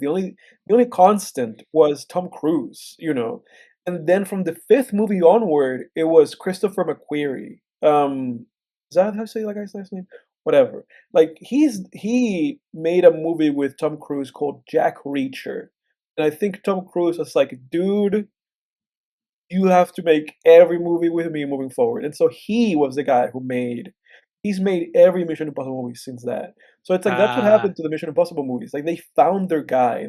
They found the team to make these movies be as incredible and perfect at Mission Impossible as you could possibly ask for.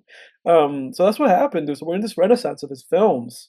yeah. Um, and he also Christopher McQuarrie, he also produced the Top Gun movie, but he didn't direct it. It was a different guy who directed that movie. It's like Tom Cruise just found these guys. Tom Cruise found the guys that work for him in making these films happen. And Tom Cruise still doing his stunts. I mean, Yeah, just so much respect for him. yeah, So that much guy's the respect goat. as an action actor. Yeah, he's the goat, dude. He's one of the goats anyway. And it's interesting because now they introduced just in time. They introduced an Oscar for stunts. Like next year, they're gonna start giving stuntmen and stunt coordinators like Oscars. That So should this have is been a thing. That should dude, have this been a is thing for a long this time. is ripe for Mr. Cruz. This is ripe for Tom Cruise to get his first Oscar. Yeah. Hell yeah. Oh yeah, come on, man. Guy's the American Jackie Chan right there. Really is. Well, either him or Keanu Reeves, I guess. But I would give it to Tom Cruise. I because would give it to Tom Cruise does more like daring stuff. Or Yes, Keanu Reeves did and all that's like what the Jackie did. fighting and shooting, but Yeah, because with Jackie, it wasn't just fighting. Jackie was doing a lot of like putting his body at harm in heights, mhm. and that's the same shit that Tom Cruise did. For Yep. sure. It's like the Jackie, the equivalent to Jackie. I'm going to throw out an honorable mention for series for me. The James Bond series. I kind of fell off of those after Spectre. That I haven't movie I seen went that and one. saw in theaters, and I was like, "What is this?" Like, Dude, I don't Spectre. like. That's terrible. Spectre, I Very fell cool. asleep with That's my terrible. eyes open during Spectre. Dude. Yeah, and like, I mean, after following up Skyfall, which I thought was, you know, a good movie. I like Skyfall when I watched Skyfall it was the good. first Yeah, time. Skyfall's good. Yeah, Skyfall's good. And Casino Royale, I loved that That was movie. great. Like Great that movie. early Daniel Craig era was really hit for Mhm. James Bond. And I'm not as versed as far as some of the older ones because there's been so many renditions of that character. Yeah. There's been so Sean many James Connery. Bond movies, but I mean, yeah, Sean Connery.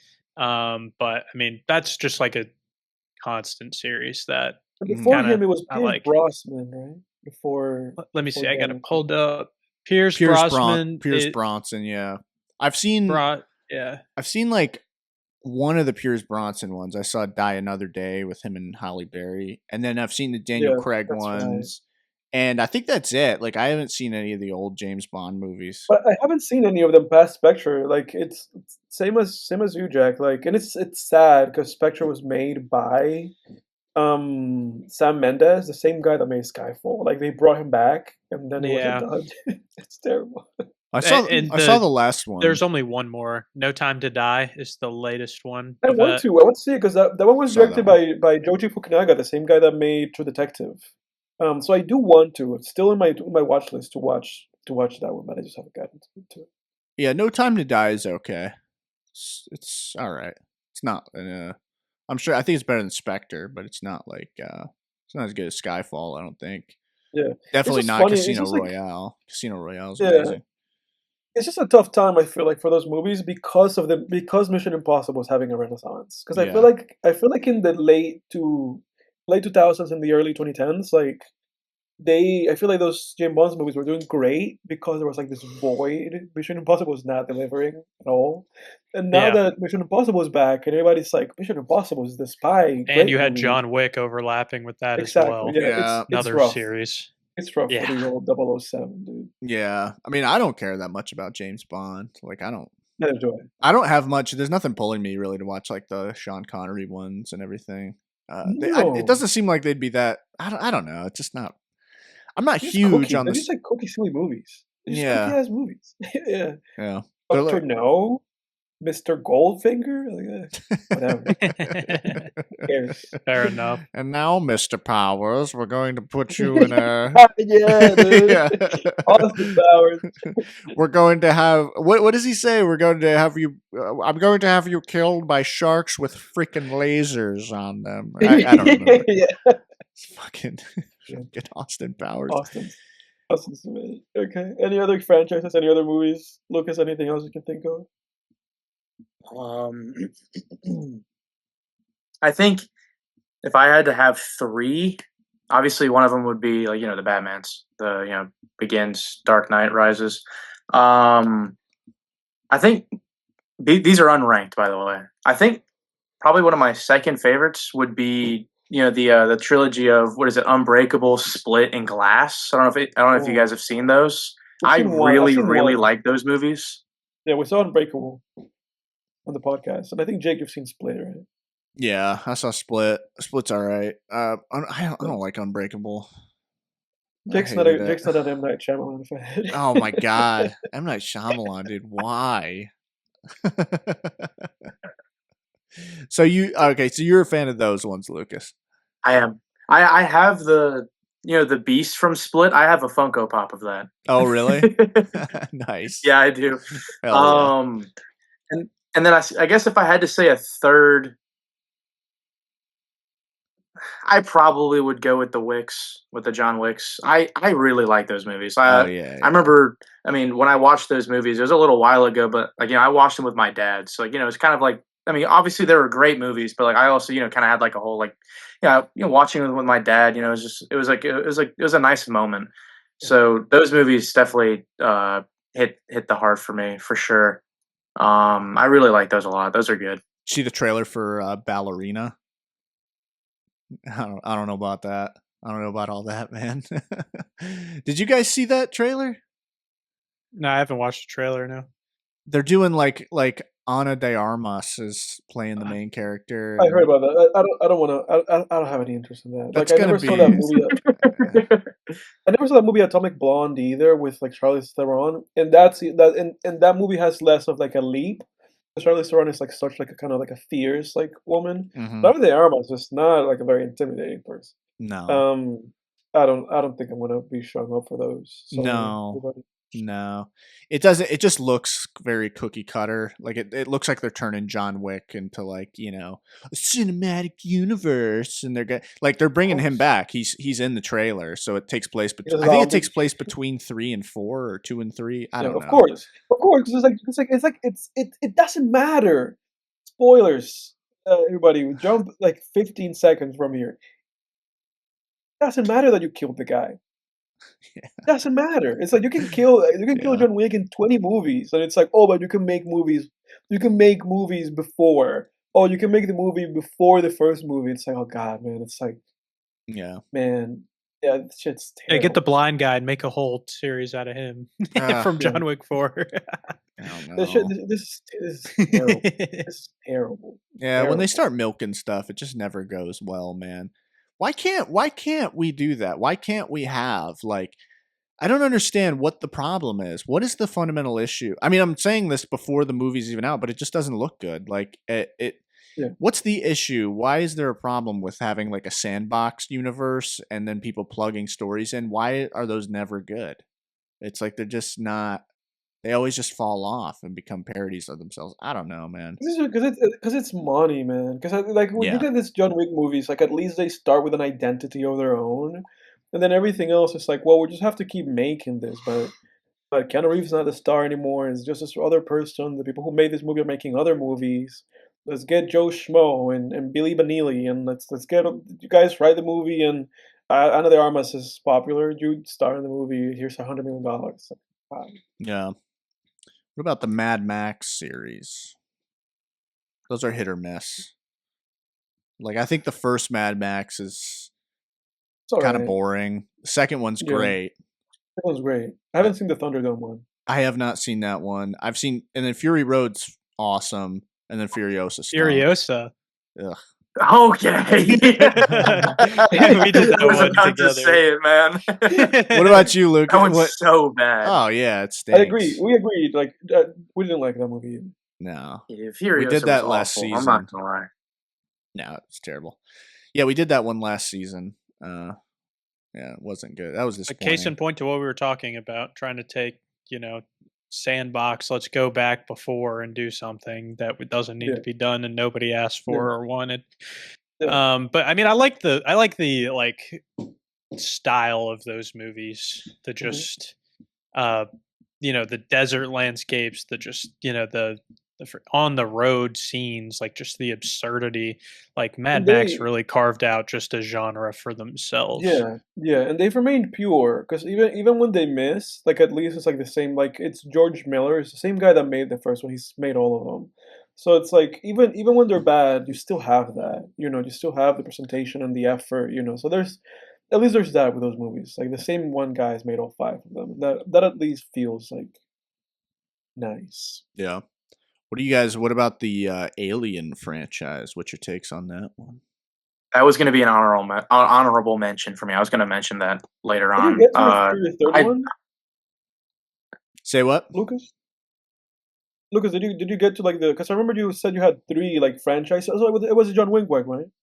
Yeah, Okay, good. Okay, yeah, but yeah. Aliens. The shitty thing with Aliens for me is that I've not really seen all those movies. Like I've seen Alien and Aliens, and then I haven't seen any of the ones between until Prometheus. Yeah. Then I saw Prometheus, and I saw Covenant, and then I haven't seen the last one. So I'm a little bit like not there all the way. I've seen all of them but 3 and 4. I haven't seen Alien 3, and then I haven't seen Alien Resurrection, I think it was. Yeah, I haven't seen either of those. But yeah, I've seen all the other ones. It's like Alien and Aliens are the only ones that are, to me, like great movies. And then Prometheus is like, I often hear that like, oh, Prometheus is a good movie if it was just separate from the Alien franchise. But I don't even know if I'd go that far. Like Prometheus is okay. It's very average. It's kind of like a very bland vanilla movie. There's not much to that movie. There's not much excitement in that movie. Like the engineer doesn't show up until the very end, and then he gets defeated by locking the door on him. It's just like, what? And then like a face hugger comes out, I guess. I feel like Prometheus is more interesting than it is fun. It's just kind of like interesting the concepts that they introduced in that movie, and it looks really nice. Like Ridley Scott was in his bag. Like he made the movie look really nice. But other than that, it's like it's not even all that memorable. Yeah, I think Alien Covenant's actually a little better than Prometheus. Especially like Alien Covenant's way more entertaining. They keep going because I like the themes that Ridley Scott was introducing with those movies, and it sucks they couldn't take that further or execute on that because the themes were cool, like of creation, and they felt very esoteric, like we're dealing with. It felt very akin to H.R. Giger's original artwork, because he was always concerned with like the biomechanical stuff and just and that's what Prometheus and Alien Covenant were doing, where it was exploring, the whole concept of like abiogenesis, like the beginning of life, and combining. Tinkering with biology, like you had David, the android, with his whole setup where he's just, breeding different things and trying to develop these different organisms. I just thought all that stuff was cool. And you had this whole transcendent umbrella over it of like creation myths and stuff like that. I just thought the whole vibe was really cool. But Alien Covenant is it's kind of like Prometheus in the sense that it's not that great, it's not that exciting, but there's at least more excitement and horror and action in that one. And then Romulus was just, oh god, oh, did you see that, Lucas? I want to see Romulus. I didn't like that movie at all. Oh god, just stop it. I was I've not watching seen one Aliens movie, so Oh man, never seen a single one. Oh Nope. man, Really? we got to There's change no that. way. Dude. Eh. We got to change that. The first We're gonna two are change that. the first two are incredible movies. They're I like would make Alien like the movie for the week next week if you were here, but you're gonna be absent from the show for a couple of weeks. yeah. Those are great summer movies. Like I've been putting together a summer because you guys know me. I think we all kind of do this at this point with film tangents, but like I love around October binge watching horror films and stuff, but Mhm. they gotta be Yeah. like it's October in the fall. I like contemporary horror. I like ghosts, zombies. Like I like the spooky stuff. I don't really watch Aliens or Jaws or Predator around Halloween time. Those don't really fit. I like those types of things, like the adventure horror and sci-fi horror in the summer. So that, like in the summertime, I watch Aliens, Predator, Jaws, like Brendan Fraser's Mummy movie. Like I like that the more adventure tinged horror. This is like prime time of year for that, for sure. But, Mummy was Dude. just unlocked for you. I completely forgot about those movies, dude. Those movies are great. The Brendan Fraser Mummy movies. Yeah. Oh yeah. Yeah. Those Oh are my great. Me I and Jake completely watched the forgot shit about out of that. those growing up. Which one was your favorite, Lucas? Out of those ones? And there's only 3. Well, Scorpion King, I guess. We're not counting that movie. No. That movie doesn't count. Probably the first one. Yeah. If I had to really say. I think like the first one's a perfect adventure film. I always say the first Mummy movie, we didn't get to Indiana Jones, but the first Mummy movie is a better Indiana Jones movie than actual Indiana Jones movies. Like I that's my position on the Mummy, the original with Brendan Fraser. And then the Mummy I Returns. feel like it improved on the formula. It did. I think so, for sure. And then The Mummy Returns. The Mummy Returns is like an ambitious sequel. The Mummy Returns is very much like kind of the stuff I like to write. Like when I say I'm writing an epic fantasy novel right now, or I'm revising one, that's the kind of stuff I like to write, is like when it comes to fantasy, or like fantasy horror mashups, kind of adventure horror. And The Mummy Returns was a great example of that. Like I actually like take inspiration from that movie. It's a bit over ambitious, and there's a lot of like weird stuff in that movie, but and of course you can't. People always talk about that shitty CGI with The Rock or whatever, but there's other problems. But then the third one doesn't even exist to me. The Tomb of the Dragon Emperor, or whatever, the one that takes place. The Terracotta Army and all Yeah. that. Yeah, Ugh. that one was kind of mid. I was Yeah, so I didn't like disappointed when I saw that when I was a kid. I was like, oh no. That was a disappointment. But They broke poor old Brendan Fraser. He broke so many bones in the productions of those movies. did he? Oh yeah, dude. You can look into that stuff. Like that poor guy. He like broke everything. Oh Like yeah. every time he fought, it broke something. But okay. What do you think, Jack? Is it recap time? Yeah, let's do recaps. I know we only really got through one topic, but that was pretty broad. So let's go into recaps. I'll open the can of worms probably of starting off recap seeing Thunderbolts with Jake. We went to the movies and saw that movie. Coming out of the movie, the guy who was attending the tickets asked us. He was like, "What did you guys think?" He was like, "Some people came out of the movie saying, Marvel is back." I've And heard a lot then, of Marvel he's back. like, "I am not of that opinion." So I guess some people really liked it. It was an interesting movie. I mean, one of those things where it's like, I don't know. I really love like Marvel, like comics, and just as a franchise, I love superheroes.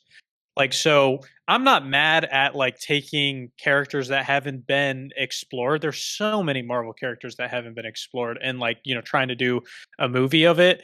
It did feel a little like the characters were a little bit inconsequential on the Thunderbolts team to me, besides seeing Sentry on screen for the first time, which I thought was, cool. And kind of when he has that, scene where he's fighting off all the Thunderbolts himself.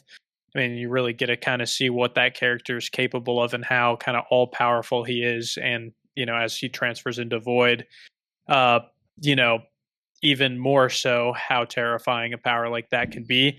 But a lot of the problems that I had with this movie was, like just from the second we start, it's like trying to be Deadpool almost in a way where it's like Yelena's trying to just be like, oh, I'm so depressed and a loner, but like I'm out here killing people and, like my life sucks and just trying to make jokes about it. And, the Red Guardian guy's whole character is just trying to say some funny shit, sounding like a drunken Russian guy. And, like they just like have the douche Captain America and then Ghost. I've really liked that character, so I'm not going to shit on Ghost because I think she's really cool. But I don't know, it just kind of seemed like a freaking just trying to be too funny.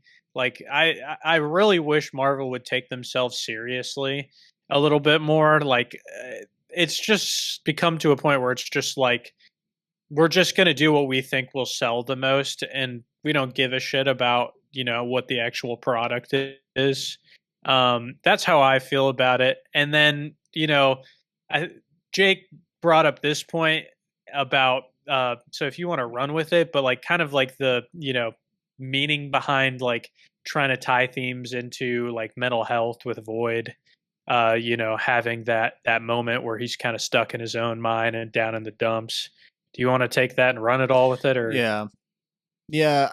This whole like metaphor, like monster as a metaphor thing has to stop. Like I was telling Jack, like it kind of started with that Babadook movie, and it made its way into horror. This whole, and for the audience, when I say monster as a metaphor, it's like the monster or the villain, or maybe sometimes just the story itself is like a metaphor for mental health or a metaphor for something, and it first, like the Babadook was a metaphor for her grief, like the monster itself. It was like it was a symbol of the mom's grief, and that made its way into horror. That got really popular. I remember at the time with Babadook, that was kind of like a novel idea. I know it's kind of, it maybe has been done before, but it was always a little more subtle, like, you look at like the Nightmare on Elm Street movies and it's like, what is Freddy Krueger? What he represents is kind of subjective. There's not really this is exactly what he represents. The Babadook was kind of an early example of that monster as metaphor thing. And then that made its way into other horror films where it's just like, oh my God, like then every monster is a metaphor then in like the late 2010s horror films, and kind of made its way into the 2020s. It seems like that's fallen off a little bit maybe, but now it seems to be making its way into all genre films, because like, I mean, it was the same thing in this movie where it's like, oh boy, like everything is just a metaphor for grief and trauma and depression or whatever, and it was just like, I don't know, man. That was just, it just felt so, it feels so disingenuous. It feels like the writers being like, or the writer or whoever being like, we gotta come up with a meaning for this film, and it's like, let me make it the most literal thing ever, where it's like the villain literally represents this, to the point that he's like turning everything around him into shadows and everything. It's just like, oh God.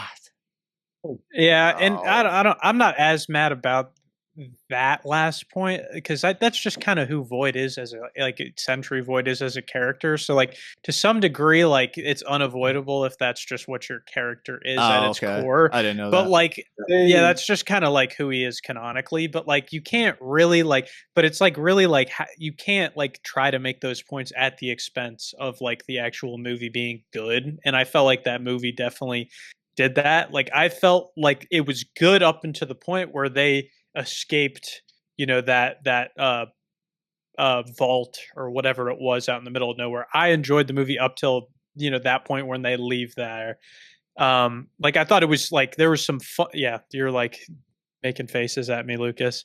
But like I really thought like this movie did make me laugh a couple times. Like so like I'll give it a little bit of credit there. Like that one scene, Lucas, where like they're showing like the budget of Captain America like watching his kid and his wife's like you need to watch him. And he's like sitting there on his phone, not paying attention. And she's like tearing into him. And he's like, I am watching him my own way. If I'm not watching him the way you want, then you watch him. Like that actually, like me and Jake were cackling. Yeah, but it was like, it wasn't It's funny. supposed, it was, I don't think they meant for it to be funny. Like that's what No. you and I were saying, that like, it's like a child's idea of what a bad father is, like you have this played by Kurt Russell's son, who is an actor. I kind of like that guy, but I like Kurt Yeah. Russell a lot. So, but I mean, it's like you have Discount Captain America having this flashback to him regretting being a bad father. And it's just him like sitting next to the crib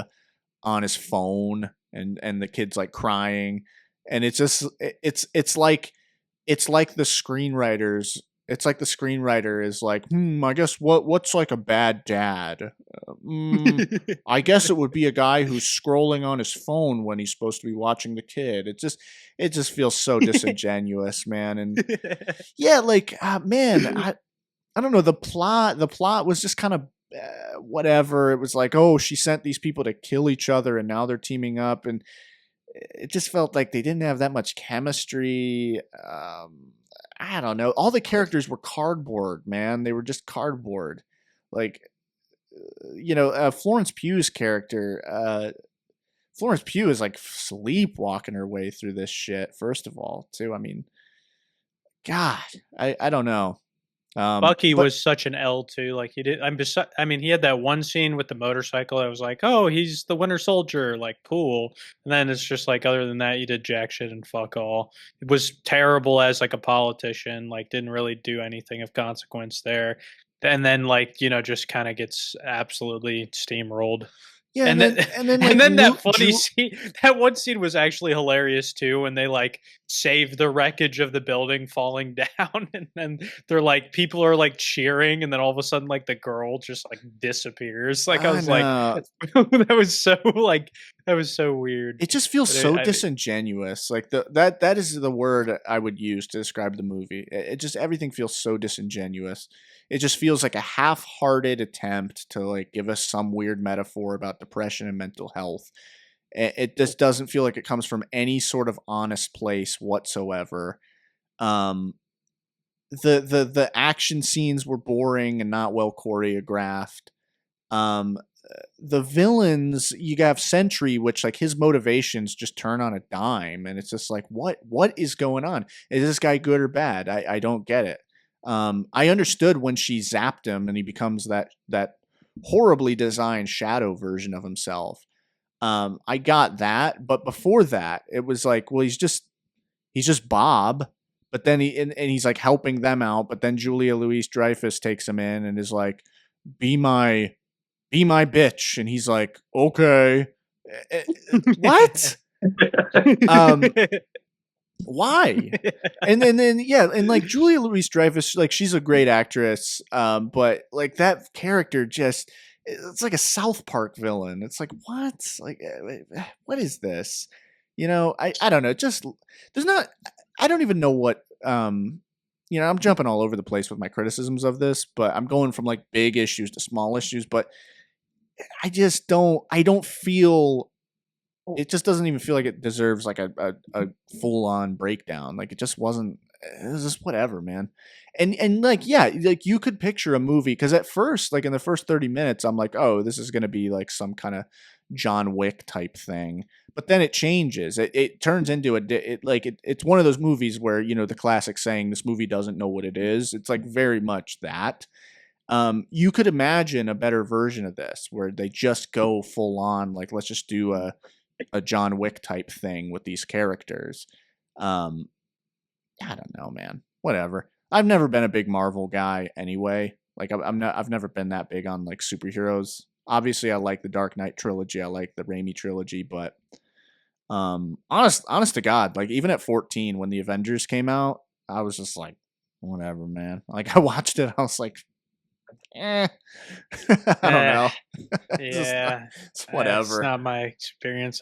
That was awesome. I loved seeing the first Avengers. So Yeah. I had a little, and I think coming from that place, I had a little bit more in it. Even when I don't think Marvel's putting out good movies anymore, like I still just love comics and superheroes and shit at its core. So it's like seeing a character that I like even just come across the screen, it's just enough to grab me to at least go out and see it. And Yeah. if there's a cool moment or two, it's like, okay, maybe I'm at, break even or a net plus. But I think that was. What do you think, Lucas? I know we just shit all over it, and I know you kind of liked it, so it's kind of tough to dig in from there. But Yeah, I've got a few things. So one, to kind of like go off of what Jake was saying. Essentially, the whole thing behind the void is it's not like a flip of the switch kind of situation. Like like the Hulk. Like he can just he gets angry, or he makes himself angry or whatever, and he turns into the Hulk. Where void is like its own thing. So like I'm trying to think of what it is. It's like who is it? Like Moon Knight, where it's the normal guy, and then there's there's the other guy that's inside of him, and then there's It's like a Moon Knight Jekyll himself. and Hyde thing. Yeah. So Void is just like this like all evil just thing that is within Sentry himself because of how powerful Sentry is. He found Sentry and was like, dude, like I'm like inside your body now. Like kind of like a symbiote. You know how it took over Venom? was it Eddie Brock. Yeah. And he becomes Venom. It's kind of like that sort of thing. As if say like Venom's like a very evil character, and then Eddie Brock had some other version of himself. Like he can't like really control it. Like obviously in the movie they kind of like simulated how he would kind of go about controlling it and become Bob or Sentry again. But Void is like its own thing, so he can't really control that. Like it's like he's Sentry, and then oh crap, Void's here. He's gonna literally like wipe the face of this planet pretty much because he could do that if he wanted to. And then another thing I wanted to bring up, which I don't know if you guys knew this. Jack might, just because Jack's a pretty big Marvel nerd and he reads the comics like I do. This version of Captain America is actually stronger than the Chris Evans Captain America. I don't know if you guys knew that. I didn't know that actually, but I mean, I couldn't detect it from the movie. the jump in the elevator shaft was a little bit of a telltale, though. That was an insane leap. Oh yeah, that was a surprise. I was like, what?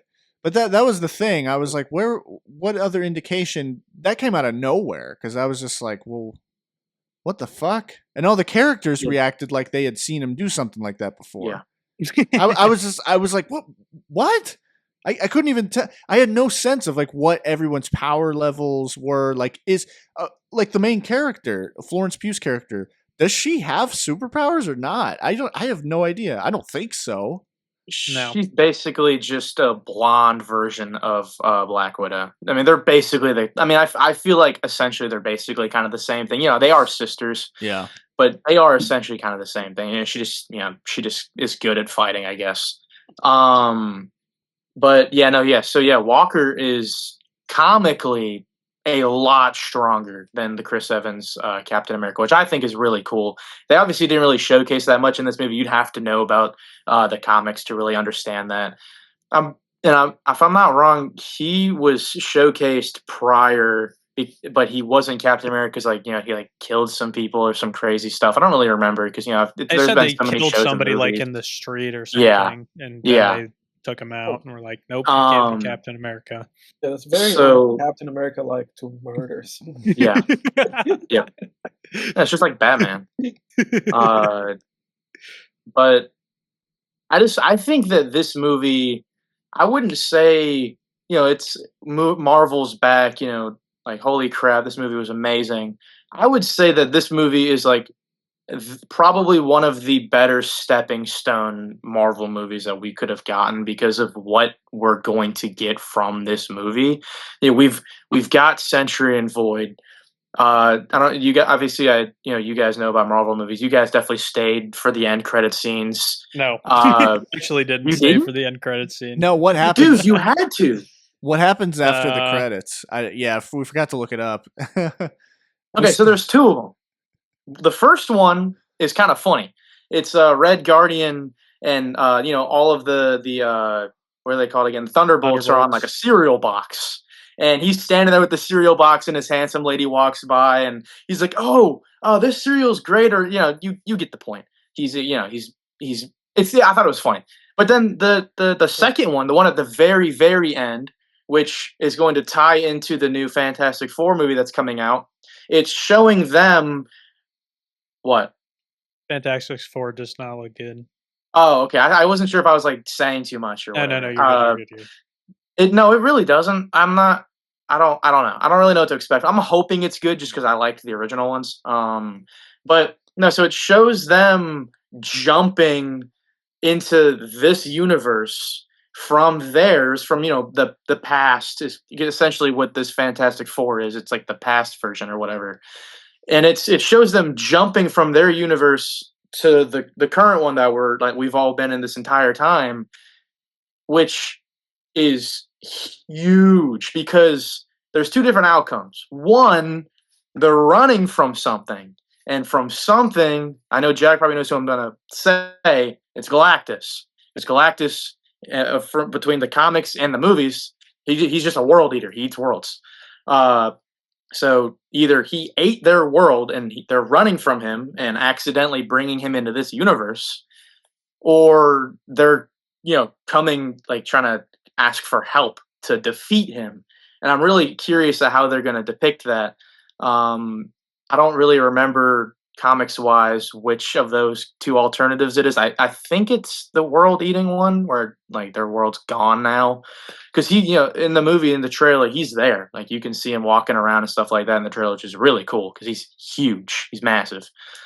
But yeah, no, so kind of like wrap up the massive spiel I just spit on you guys. I think that this movie was a really good stepping stone for what's to come, because I cannot wait to see the new Avengers movie, Doomsday. Dude, that's gonna be ridiculous.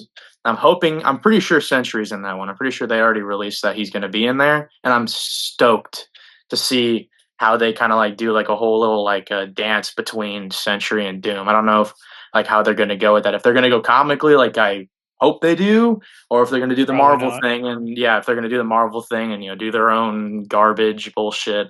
So I guess we'll see, but I'm excited to see both of those movies. I hope the Fantastic Four is good, and I really hope RDJ does not screw up Doom, because Doom's like, dude, he's just like straight aura, man. I love a Doctor Doom. I mean, dude. well, Doom like is he just hasn't aura. really had a good like a great live action treatment, but yeah, Yeah. like I just love the character and what he represents. Like he's the he's the classic supervillain.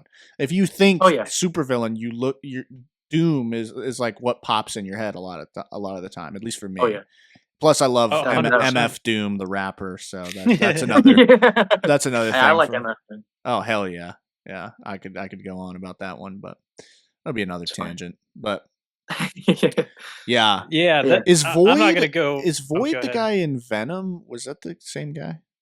No, that No, was that's not. That's no. No. No, Okay. yeah. Okay. Yeah, no.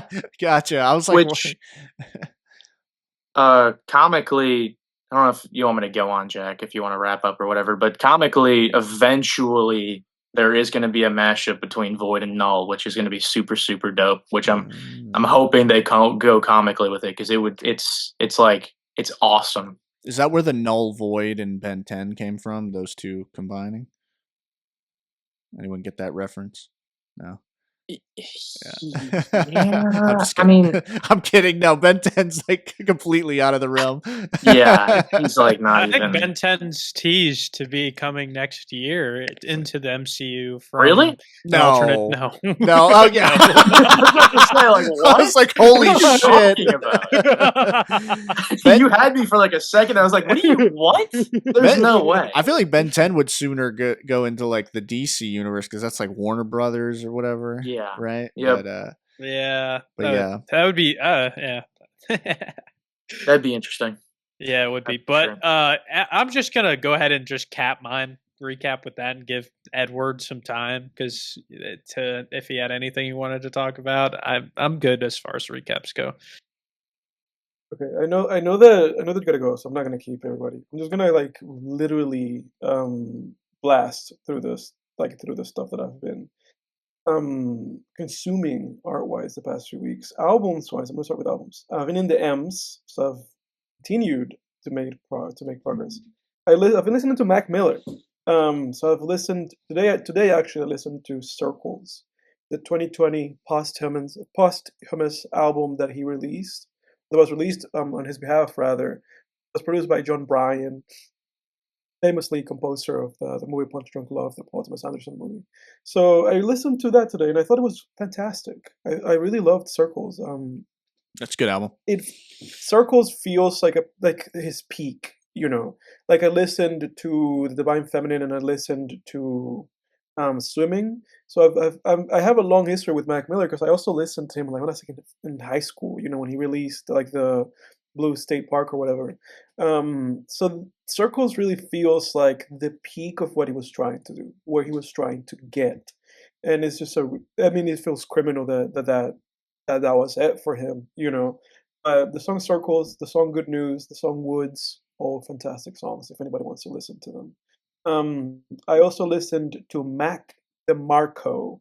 Anybody knows who that guy is? Yeah. My he's an sister, alternative. youngest, likes him a lot. Yeah.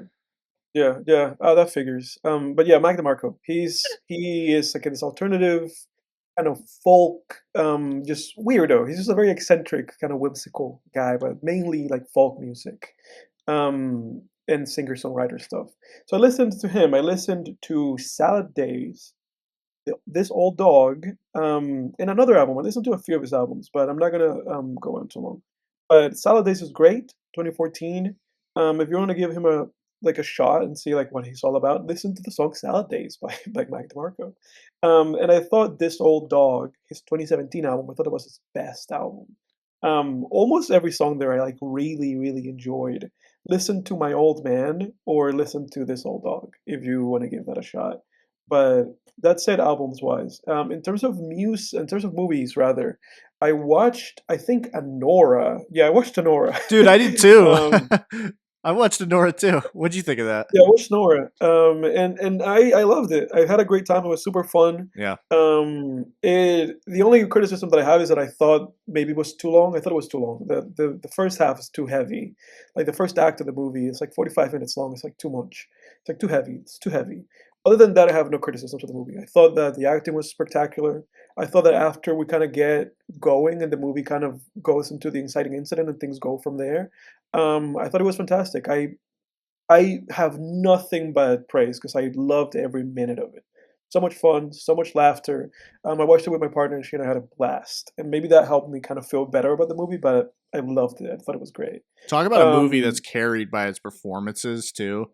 Like that's a movie where the performances are crucial because it's one of those mumblecore movies where you're very much like it's not. A lot of movies are kind of we take it for granted, like how most movies they're kind of like plays in the sense that like scenes happen, people have set dialogue, but in this movie's made like uncut gems in a way where it's just very in your face. There's a lot of shit happening at the same time. People talk over each other. And this is a movie that, like, if the performances were anything less than stellar, it would you're done flat for sure. Yeah, it's game over. But everybody was stellar. Like everybody was perfect in this movie. And a lot of familiar faces for me. I watched a lot of foreign films, so I was like, it was like great to see a lot of these people there.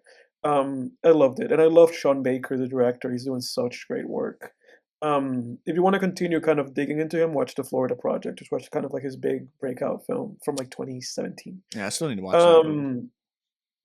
I watched Collateral, the Michael Mann movie with Mm. Jamie Foxx and Tom Cruise, and that was that was great.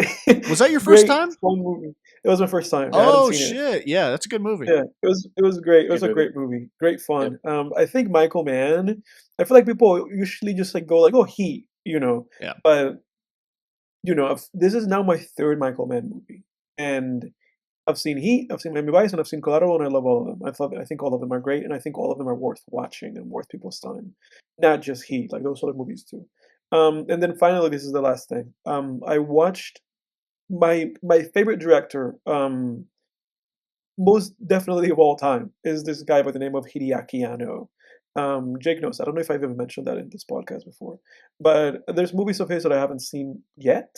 And so I was like, oh, let me watch one of his movies that I haven't watched. And so I watched a movie called Cutie Honey, which is, let me see, a 20, I think it's like 2004. Yeah, so 2004 kind of like tokusatsu movie. Tokusatsu just means like special effects and like superhero caper, like Japanese movie. And I had a great time. I just put it on, randomly watched it, just kind of on a whim. And I gave it a 7 out of 10 because I thought it was really good. I think if any of you watched that movie, you guys would be like, this is a terrible movie. And give it like a 0 out of 10. But for me, my interest and what I value in filmmaking and storytelling, I had a great time. And so that's it. That's my recap. Yeah. Dude, with Anora, I just wanted to say the shot of when they first go up to his room to have sex and the Russian guy takes off his pants and then rolls backward onto the bed like he does like a backward somersault. Yeah. Dude, just that was fucking hilarious. Yeah. Like you have to have Yeah. seen it to even think it's funny. Like It's you have hilarious. to see it to It's know. hilarious. But it's like just this skinny little shit just doing this like backward somersault. I'm ready to have sex with a prostitute. Here we go. Like Yeah. just fucking It's hilarious. yeah, that movie was There's a lot of that in that. There's a lot of stuff like that in that. Honestly, after watching that movie, I was like 100% behind it. I was like, yes, it deserved everything it won.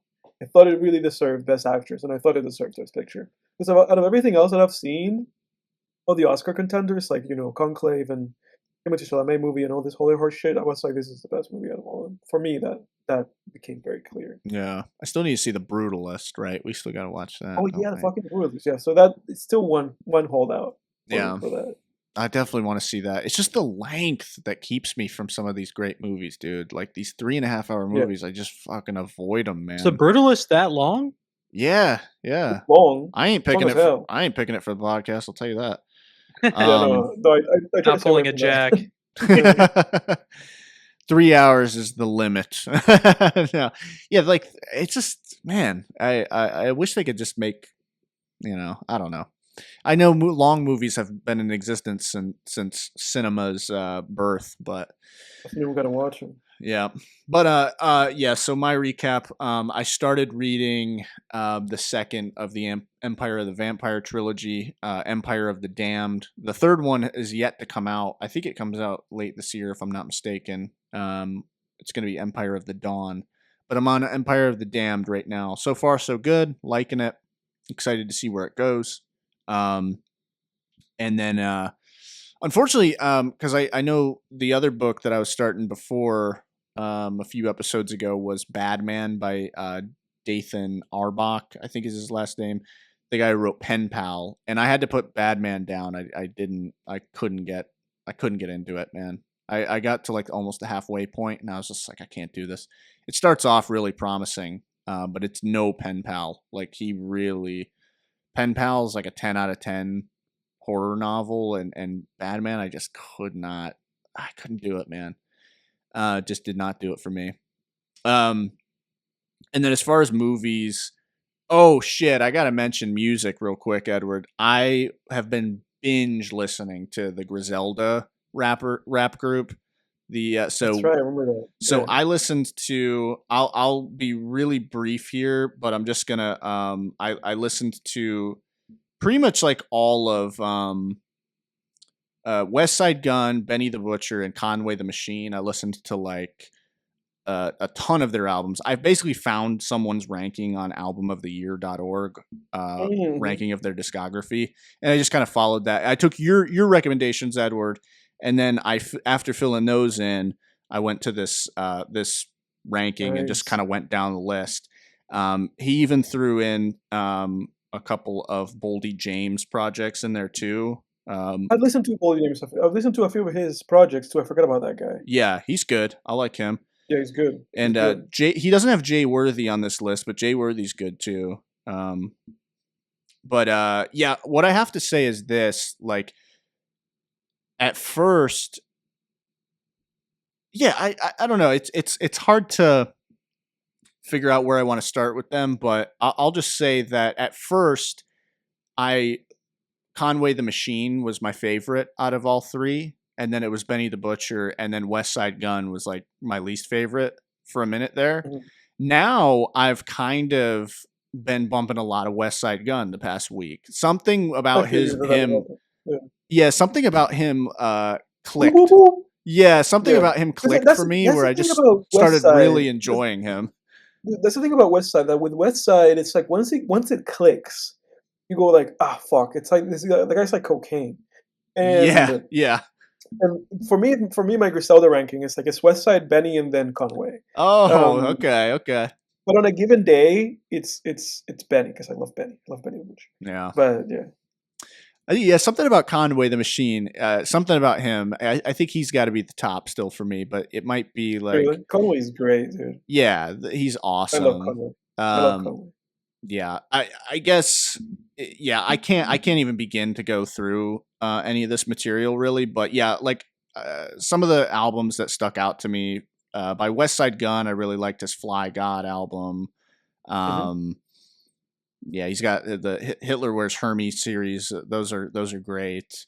And then his collab EP with MF Doom, which only 2 songs, but Westside Doom, that's great. And then Benny the Butcher, Plugs I Met 2 with Harry Fraud is fantastic. Like those Harry Fraud gives Alchemist a run for his money. La música de Harry Fraud. He gives the Alchemist a run for his money. He's great. He's underrated. He's underrated for sure. Fantastic producer, and one of the few producers too, because he produces like these New York jazz boom bap beats, but then he fucking and Jack, if you got to head out too, we can wrap it up here. Yeah, I gotta go soon, or I could just peace out if you guys need to or want to keep going. Yeah, you can just bounce and I'll wrap us up. Sounds good. All right, appreciate it, guys. That was fun. See you, Jack. Bye, Jack. Back. See ya. Hi, Jack. But yeah, just to cap it off, yeah, and then I listened to the Griselda's their tape together too. The I think it's just self-titled Griselda. I think, or no, it's called WWCD. I think. And then I loved Lulu by Conway the Machine and the Alchemist. That was great too. But pretty much everything, dude. Like I had to stop myself from just adding every single song to my playlist. Yeah, you have to. I had to force myself to like, okay, if this song's not like way above average, I have like just leave it off because it's like bloating my playlists like filled with them. But it's not even a bad thing. Like I just after a while, I just said fuck it and just like pretty much every song. Yep, adding that. So they're awesome. And it's great to have some gangster rappers that aren't trap too. It's like in the modern day. But yeah, and then for movies, like we talked about Anora, and then I watched Moonstruck with Nicolas Cage and Cher for the first time. I haven't seen that. It's a good movie. That's a good movie. Yeah, that was good. I liked that. That was fun. Great performance by Nicolas Cage.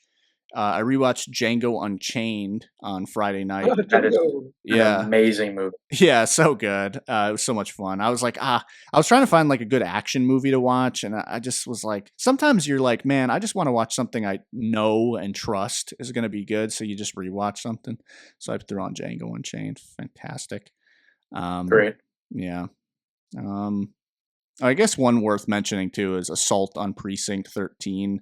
That's an old John Carpenter made for TV movie. I actually didn't like that, but it's kind of a cult classic that people like. It's basically the main characters are holed up in a police station. It's like a couple cops and then a couple convicts, and they have to defend the police station against like a gang that's shooting up the precinct. Horrendously violent movie. I didn't think it was very good. But I'll leave it there. That's it for me. What you got for us next week, Edward? But before that, Lucas, is there anything you want to mention? Like Oh yeah, shit. anything you want to shout out, or any movies Leaving or our music guest. or anything? Yeah. Anything you want to shout out? Shout it out, and then you will. I mean, I don't want to. I probably won't go to like a certain extent that you guys did, but I guess I do have a little wrap up of like probably the last like week and a half that I've been between like listening to and watching. I rewatched Memento again for probably the third time, I believe. Oh, yeah. Dude, Good that movie. movie is amazing. Yeah. Like that movie is like undeniable. That movie is amazing. I kind of forgot about it just because I probably watched it. I mean, I'm what 20. I probably watched it close to 8 years ago. Probably when I was around 12 for the first time with my dad. And then I remember watching it again when I was on a plane going somewhere. I don't remember where I was going, but it was still a while ago. And I was like, because I was, in the middle of watching Fellowship, I was like, okay, I'm like really bored. It took me 3 days to watch that movie, by the way. I'm not lying. I wish I was. But I watched Memento in the middle of watching Fellowship, and dude, like that movie is just amazing. Like I don't even know what else to say besides that. Like that movie is just great. I like it so much. Yeah, the way they simulate, they give the audience the simulation of having his disorder by having the movie be in reverse order. It was brilliant. Yep. It was such a good idea. Yeah. No, me and my dad just finished watching Daredevil, like the new one. We just got caught up. Dude, I liked that a lot. Have you guys got caught up on that? I've not even seen the first one. I've seen this original series. I love the Netflix series, but I haven't. I've been tiptoeing around Born Again. I haven't checked it out yet. It's good. It's really good. I mean, I don't really. I'm a little I'm nervous. Obviously, Netflix always has a different turn on things than Disney does. Just like in terms of, obviously Disney definitely caters to younger people a little more. So I feel like a lot of their stuff is slightly like simmered down on like the gore and the language and stuff like that. Maybe I'm like crazy for thinking that, but that's kind of like my take on it. I feel like it was almost seamless. Really? Like there were a lot of things in the Born Again that I was like, Disney really made this? I was like, holy smokes. Okay. I was kind of shocked. I enjoyed it. I mean, obviously, different people have different opinions. So you might watch it and be like Thunderbolts. You might be like, okay, this was all right. This wasn't that great, but I liked it a lot. I thought it was pretty good. No, but what you're saying was like my concern. Like I was afraid they were going to water it down, but because the original Daredevil show is gritty and violent, and it's like Marvel's answer to the Dark Knight to me, like personally. But okay, all right, you've piqued my interest, sir. I'd recommend watching it. I mean, I think it's only 8 episodes, and I think they range between 45 to an hour. So I mean, they are a bit longer. But I mean, you can watch like one a night or something like that. Like nothing too crazy. Yeah, for sure. And then I guess very briefly, because I don't know from what you guys talk about music wise, you guys really don't have a very similar music taste to me. Maybe possibly. I listen to a bunch of shit. On like a normal basis, I listen to like super heavy stuff, like a lot of metal stuff.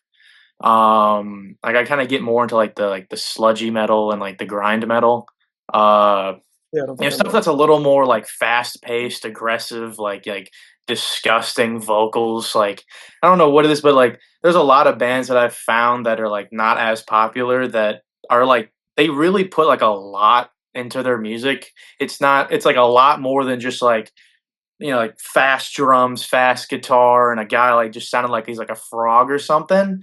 Like there's like I've watched so many different podcasts on with these bands that I've got this guy that I watch. He does like a lot of like metal podcasts.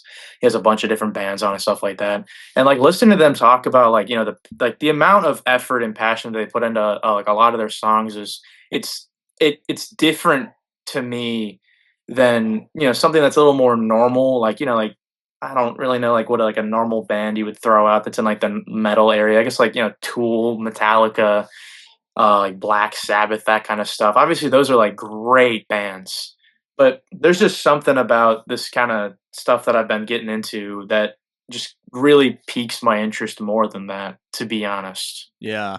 I'm more of like, when it comes to metal, I'm more of like a metalcore guy, like clean vocals, some screamo in Yeah. there, but like, I Yeah, you're like mentioned my Sleep Token. I like Sleep Token, but I like Polaris. Polaris is a really good. Have you checked them Polaris out? is good. I like them. Okay, Yeah, I like them. okay, They're pretty okay. good. So we've had some crossover there. And Novelists, I'm not a I don't know who super. that is. they're good. What is it? They're Oh, similar to Novelist. No, Polaris. I'm not a super metal guy. Like for me, with metal, it's like for me, metal for me is mostly just like I like instrumental stuff and like shoegaze. Like I'm a shoegaze guy when it Yeah. comes to like metal. So like I like Dave Heaven and like Boris and stuff like that, which is kind of more outsider stuff. Yeah, metal's But got yeah, something for everybody. If you have like oh, yeah. any, like if there's a metal, like some people just don't like metal at all, but which is fine. Yeah. But if there's a metal song you like or a few, then metal has something for you. It's It has something for it's me, similar sure. to hip hop in the sense that it's very diverse. Like there's some Yeah. genres. There's like metal is one of those genres that has so many subgenres that you could put two of them side by side and be like, these barely resemble each other, but they just Yeah, have that like without a a doubt. couple of threads, in common. Oh yeah. Yeah, subgenre wise, like with metal, like I mean, you could like this certain style of drums or this certain style Yeah. of like bass playing, and there's an entire genre for that specifically. Yep. Like I mean, there's hundreds of different metal genres, and I've definitely gotten into my fair share. Like I've listened to a lot of. I mean, that's pretty much all I've listened to my entire life. Okay. Interesting. So there's really not a lot of stuff that I don't know. You did mention a band that I have never heard of, and then you mentioned a band that I would rather do too many things than have to listen to ever again. Like I said last time, I mean I've done my research on Sleep Token. I've listened to a lot of their songs, gone through like their albums and stuff like that. And I've just never found something that I like. There's just not much to like there for me. Well, it sounds like you've given them the college try, though. So I got to respect that. I mean, respect I try to listen to as much. I mean, music is. I mean, you could ask Jack. Patrick. I've literally. You could ask Jack or Patrick. Mhm. That is literally all I do. I had 156,000 listening minutes of music last year. That's Oh, all wow. I do is listen to music. Like, and committed. I don't really listen to the same stuff over again. Like, if you go month by month, like look at my like Apple Music replay or whatever, it's never the same because I always like That's kind of what I've just been on. transition. Yeah, I've been on that for a few years now. Yeah. Yeah. Yeah, So I Edward got just those numbers. you've I got probably 100 times a month. you probably noticed, but Edward's going like alphabetically through all his artists in his library. It's the M, dude. It's It's funny. been years. Now I'm in the M's. Yeah. That's funny. Yeah, it's like last year you were on like the K's, like you did. I was in the case for a long time. Yeah, dude. Kendrick, Kanye, and Buddy, That's and all funny. these people. No, but you're right, Lucas. Yeah. That's pretty impressive, those listening minutes. I'm probably somewhere near that, maybe. I mean, I work from home, so that gives me a lot Yeah. of leisure time when it comes to music listening. But Yeah. yeah, I'm similar to you. Like I do a lot of deep dives. I think we're all kind of similar on that. Like very, very deep dives on different artists. So you go down so many rabbit holes with just one genre, one subgenre, of music. But Yeah. but yeah, I don't want to. what were you gonna say, Lucas? Oh, I was just. I don't really. I don't want to. I don't know how much longer you guys want to go with this. I was gonna like make it a very brief question, but off like the top of your head, do either of you know like what your? I mean, even like top 5 or top 3 most listened to artists were last year?